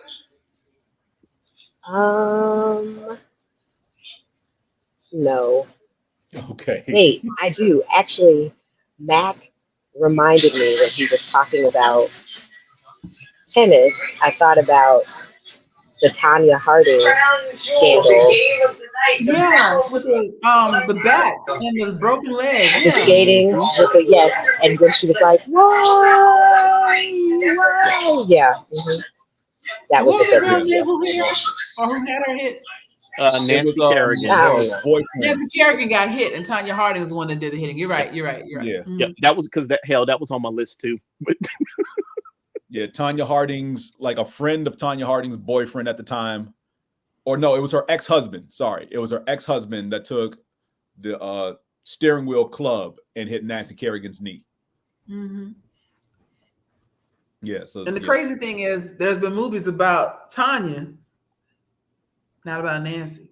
Right. Because Nancy was American's darling sweetheart for figure skating. Mm-hmm. And then she ended up. I mean, she couldn't at that point. Yeah. The last big one I want to talk about, because I touched on it earlier and I did want to get this out the way. Both Grudens, John and Jay. and I'm going to put this into a specific realm because, again, this is during my first point, Daniel Snyder's tenure as owner of the Washington football team. And there was a period of time in which John Gruden was retired from coaching. And he was commentator for Monday Night Football. At the same time, his brother Jay was the head coach of said Washington football team. And if you know of the scandal that came out from both of them at that period of time, what the fuck doesn't even begin to describe it? Because Jay was complicit in a lot of the racism and toxic masculinity going on with the front office. Mm-hmm. Actually, one of the former players of the team came out and said Jay was cheating on his wife with one of those cheerleaders, or at least trying to get at one of those cheerleaders, which the way the football player tells it sounds like sexual assault because he was pushing up on the cheerleader. John, while working for Monday Night Football, is having correspondence with a senior level member of the front office of Washington, in which they're emailing back and forth derogatory terms about DeMaurice Smith, the former head of the NFL Players Association. I remember that. Diversity in general, as far as trans people, and railing against Colin Kaepernick. Mm-hmm. And that's part of why Gruden is suing the NFL, because those emails were used to get him fired from his last position, which was his second stint as head coach of the Las Vegas Raiders. But he wants all the emails unsealed, not just his, because I mean, he got a point. If I'm going down, so is everybody else. He wants to bring everyone else down with him. That's fair. You were never in a position of power to bring everybody down to begin with. You put yourself in this situation and you had no leverage, really. So it's still, I would say, it's still being litigated, but there's been no resolution as of yet and no settlement either. Mm-hmm. So. This is why you don't put it on paper if you don't want a judge to see it. Yeah. But there's a naivete along with what you just said, because certain subsets of the population never expect to get caught, while some others of us always expect to get caught. So we always paper trailing, covering your ass, keeping copies, screenshotting shit, bringing receipts, because we know that you're gonna try this. They never saw it coming. Yeah. Because I was sitting here thinking, like, if it had been me, I'd have had copies of all them emails from get-go, but then it would never have been me because I would have never wrote none of that down. I wouldn't even have said it on a phone call or a voicemail because you ain't recording me. It's going to be he said, she said forever. Yeah. And I'm also smart enough to have never said that. I don't care what I think. I would never have said any of that out loud. That part. Right. That part. Yeah. Too. Any honorable mentions that anybody wants to mention? No, you got Kevin Ware's leg shattering back in 2013. Kevin Ware? Kevin Ware. He was, I forget who he played for. Hold on a second. What sport? He was college basketball. It was in the national championship. Hold on, wait. Yeah, it was March Madness. How did his leg shatter? James, you remember it now, don't you? I think so. He was I remember. A pass went too high, and he jumped up to catch the pass. He was over on the edge, kind of near the 3-point line, and he jumped up to catch the pass. And when he came down, he landed kind of awkwardly, and I forget if it was his right or his left leg, but it literally. And it's not supposed to bend that way, right? And you could actually see the bone sticking out when his leg broke. Yeah, it's not supposed to bend that way. It was bad, and it was 2013 during March Madness. Wow. Yeah, I'm glad I forgot that, because I finally saw, 7 years ago, I finally saw LT's hit on Joe Theismann. I'm glad I missed that when I was a kid in real time.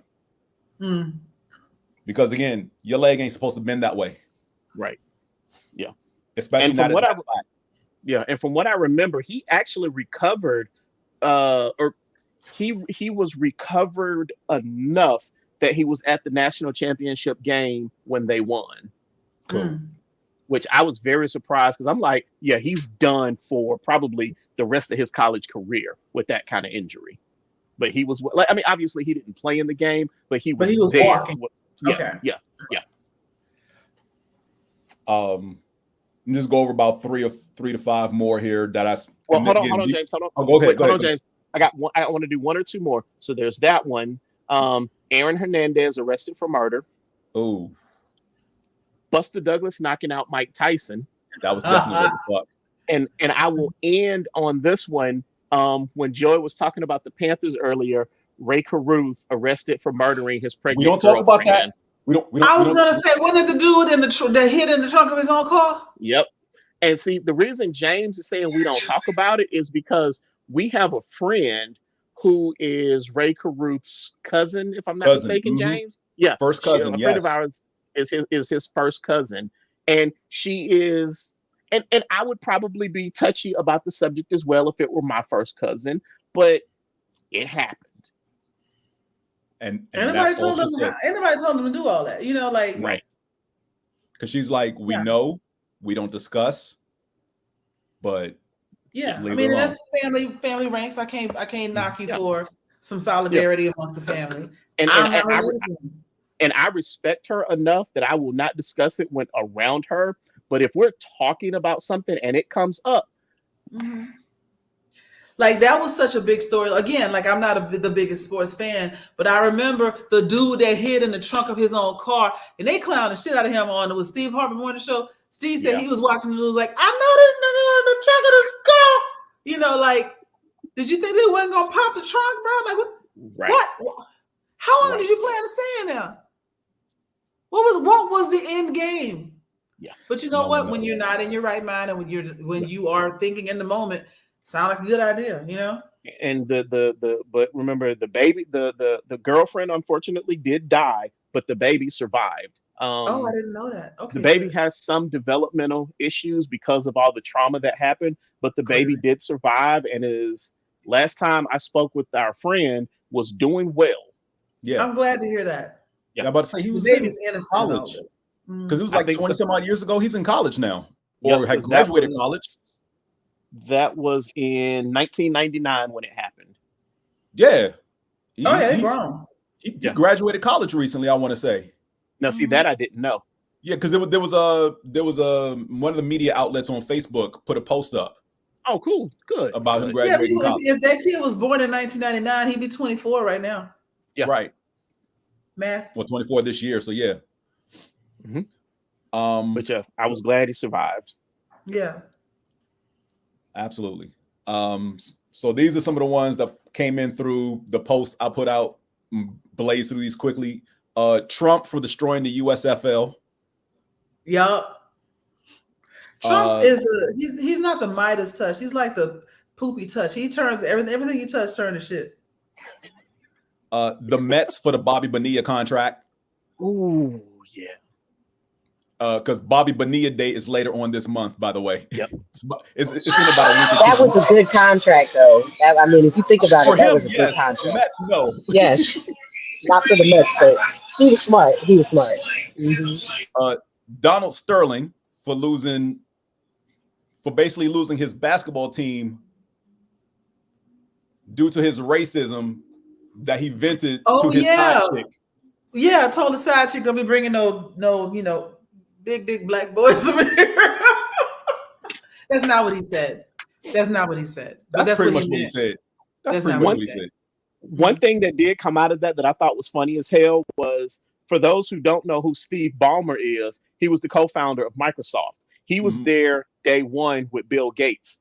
He walked into the room when they were auctioning off the team. He said, all right, what's the highest bid? I think the highest bid at the time was like 1.5 billion. Steve walked in and said, I'll give you 3.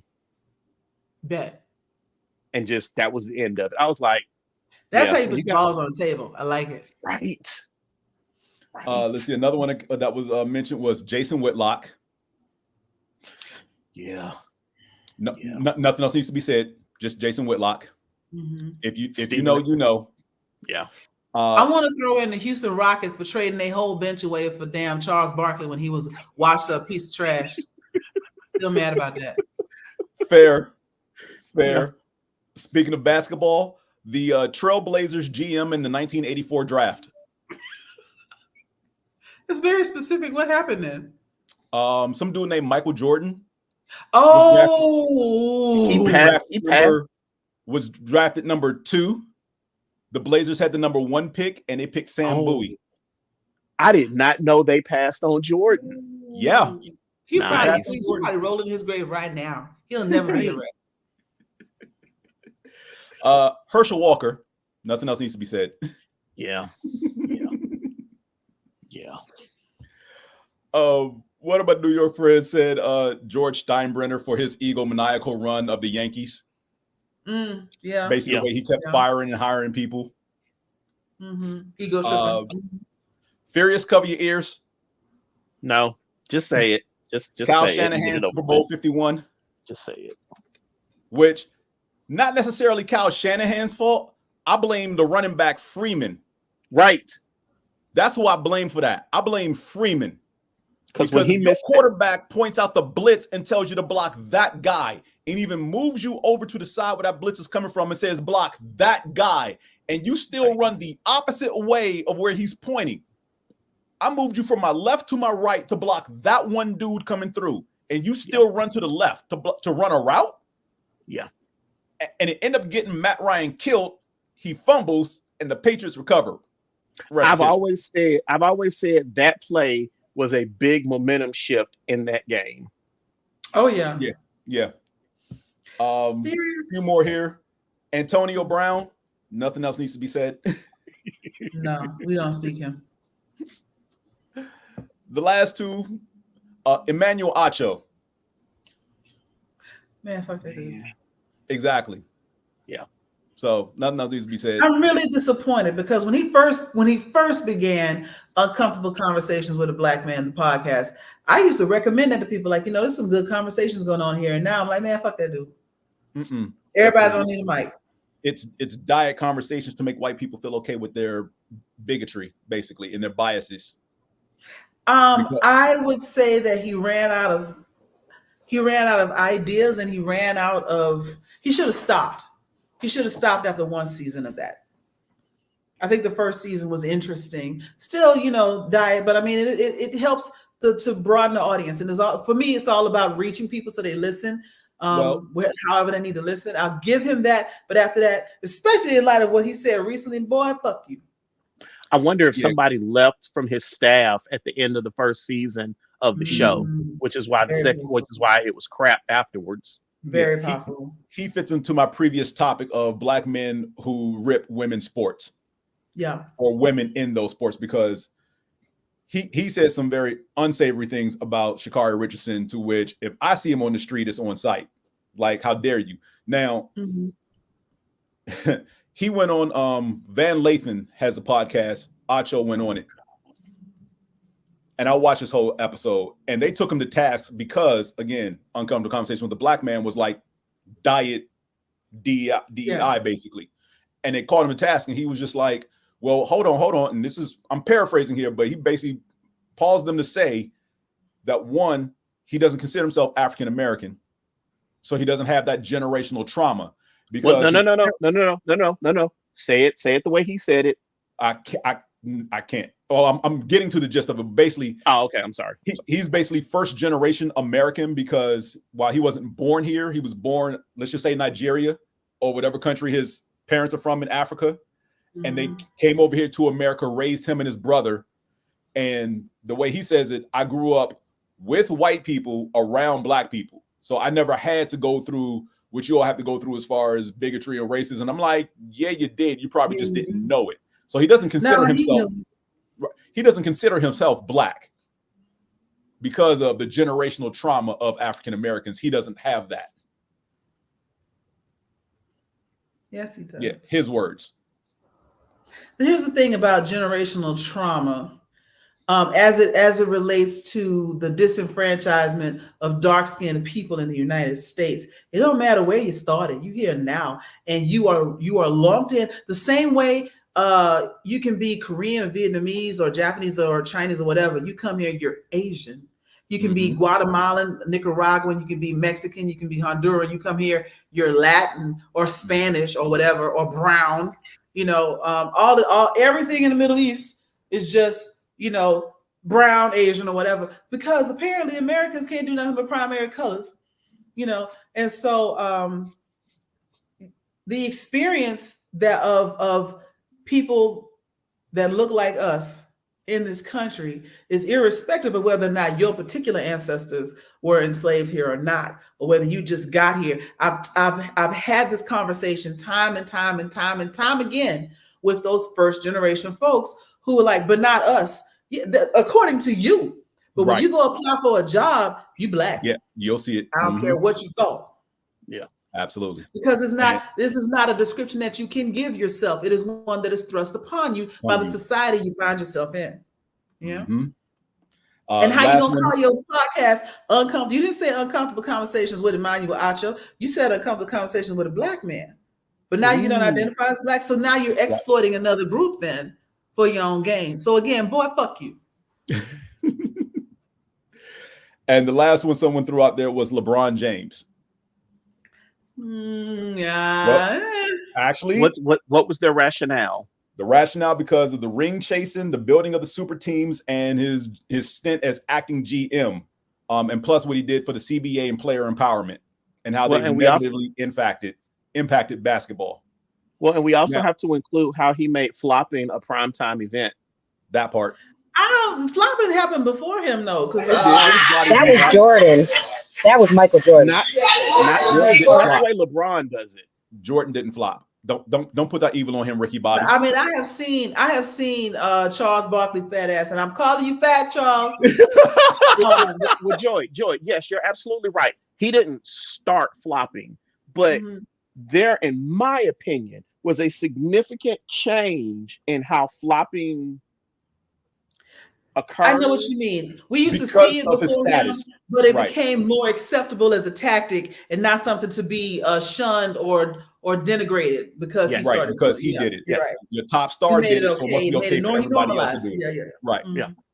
So the thing with LeBron, and someone did a video about this recently, as far as him building his teams, is that when he basically had a say-so in the composition of his teams, he would acquire players for the teams he played for and boast about how we have everything we need in this room to win a championship. And every time they lost, it was, we didn't have enough this, we didn't have enough that. But sir, you're the one responsible for acquiring all this talent. Yeah. Or lack thereof. So how can it be we have everything we need until we lose? Then it's everybody else's fault except yours, the one responsible. Because I get it, the GM is a title who does this, but you're the one in the GM's ear saying, get this guy, get that guy, get rid of this guy. So what they should do is stop listening to you. They should. But let's also go out there and remember that the last 2 seasons of the Lakers, he basically turned over everybody on the roster except for him and Anthony Davis. How you got 10 whole new teammates in 1 year? That's your fault, sir, that y'all can't get to the playoffs. As a matter of fact, clearly what they needed if it was a whole new roster was Coach Dawn. She could have come in and helped them be great. That part. Yeah. It's a whole ass party behind Candaysee.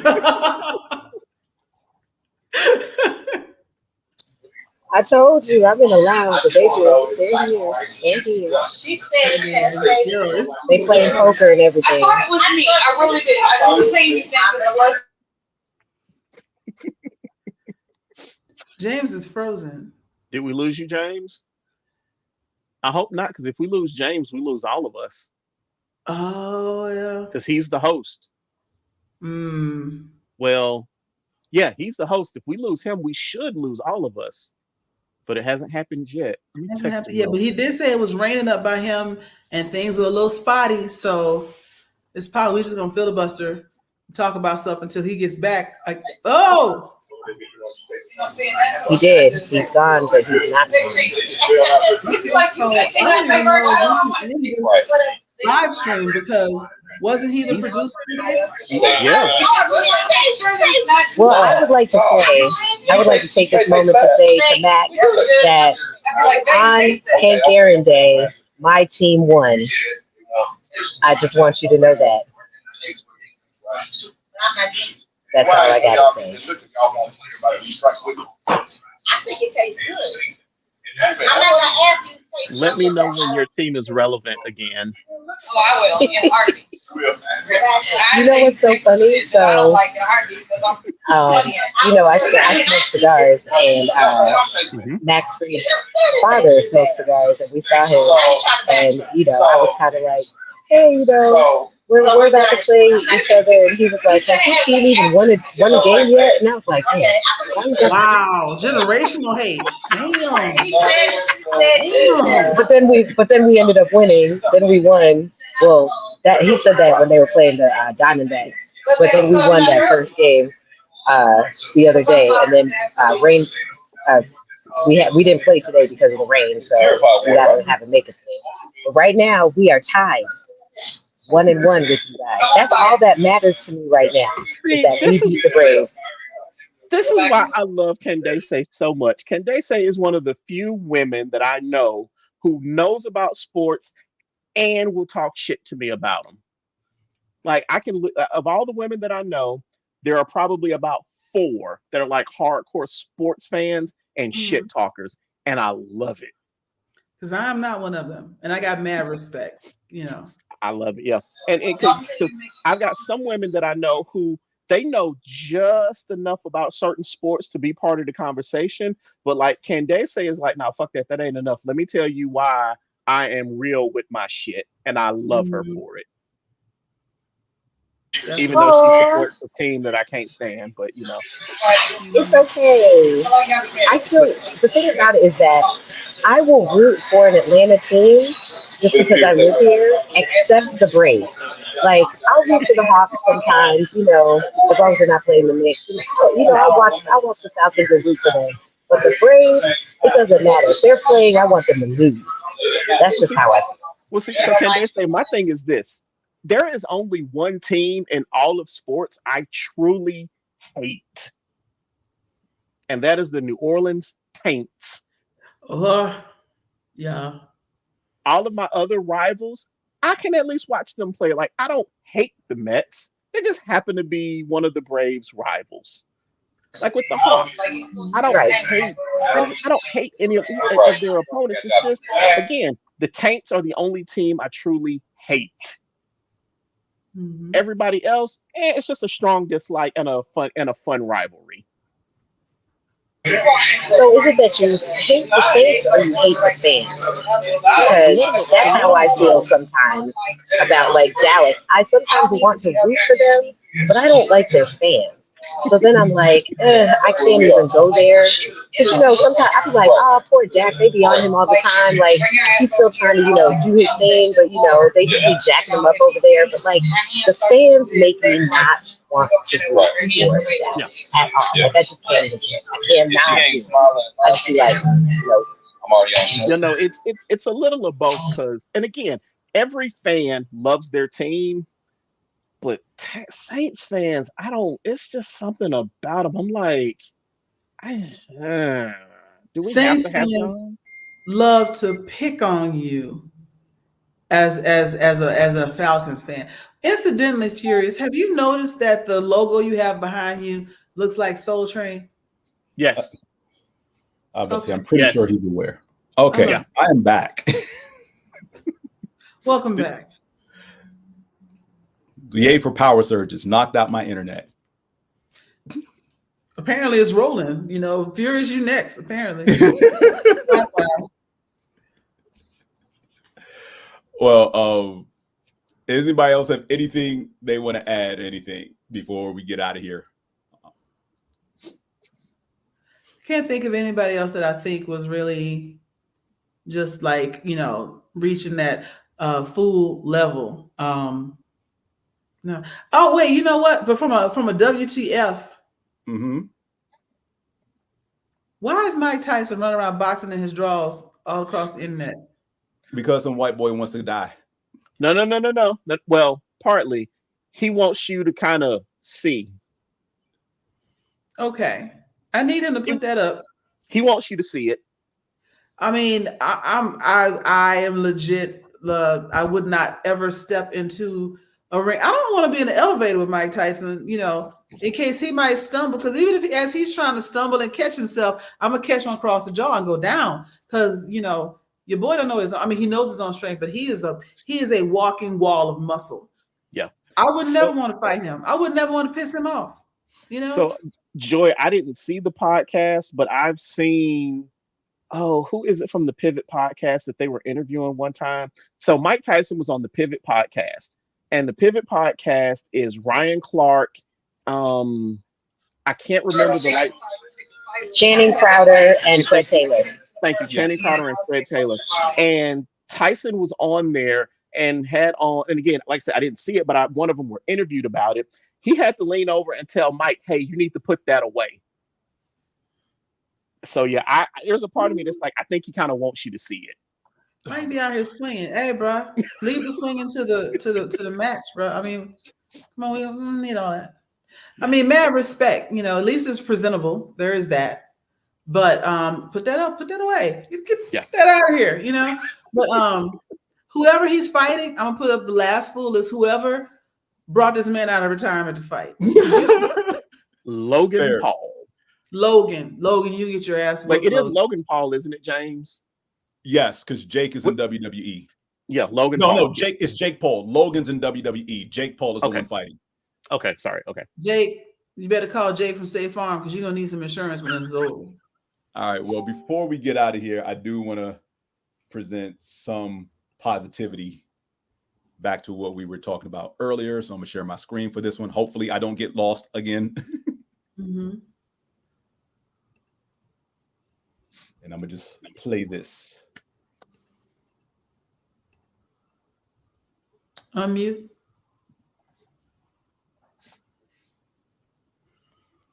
Is there sound for this? You're not hearing the sound? No.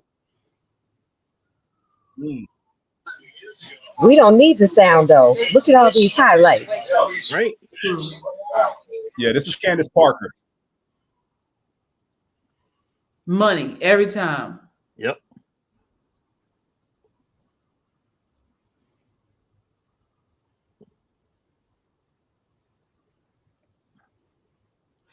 Yeah, women's basketball is just more interesting to watch because it's a real team sport. It's not a bunch of showboats, looking for highlights, but they just making highlights because they work well together. Right. Come on, fast break.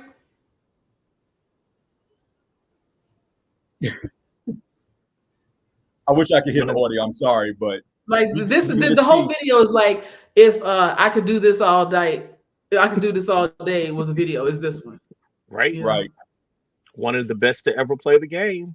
Mm. If only wait a minute, hold on, let me get this right before I say it.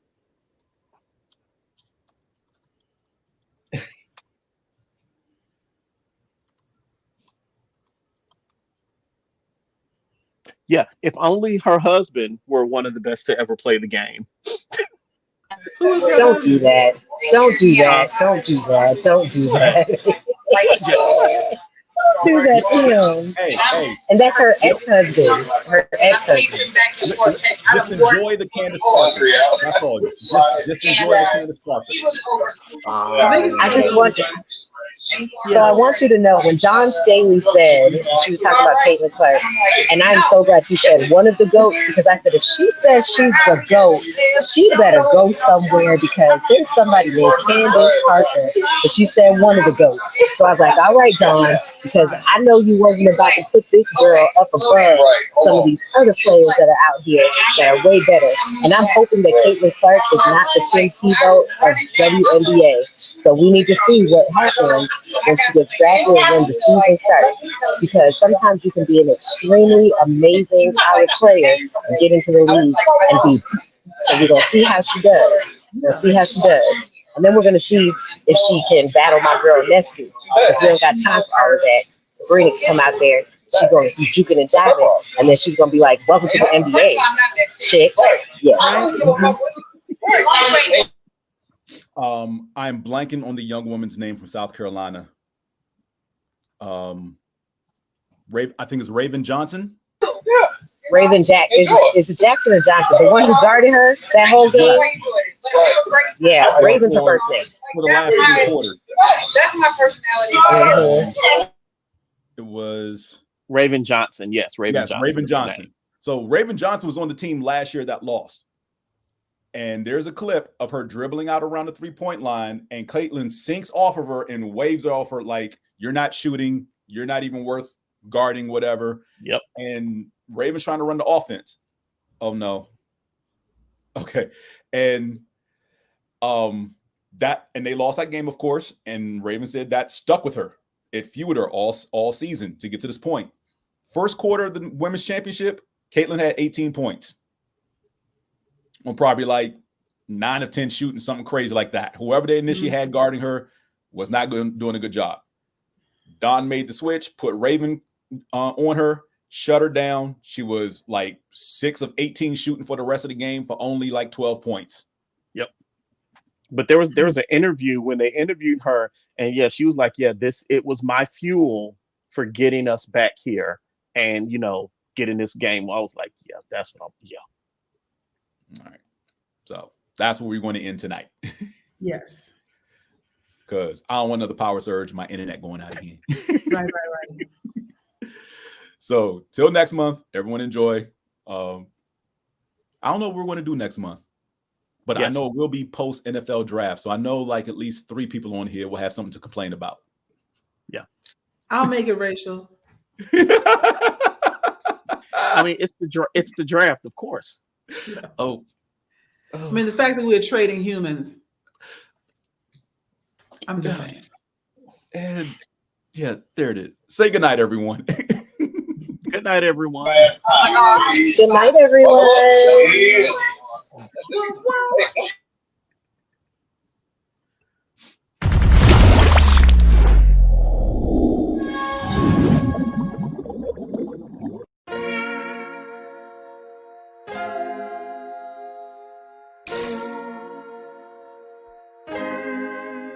So many stories left to tell, even if we have to ourselves. Can't keep history on the shelf. If we won't tell it, we will. If this the land of the free, it was a freedom then. When they annexed Hawaii and called it Cedar Lands. Without any type of payment and no signing off. Called themselves the Republic in 1894. 1.2 million acres overtaken from the native Hawaiians. When they resisted, the West retaliated in violence and erasure. The Hawaiian language is banned as part of colonialism's plan to expand, yeah.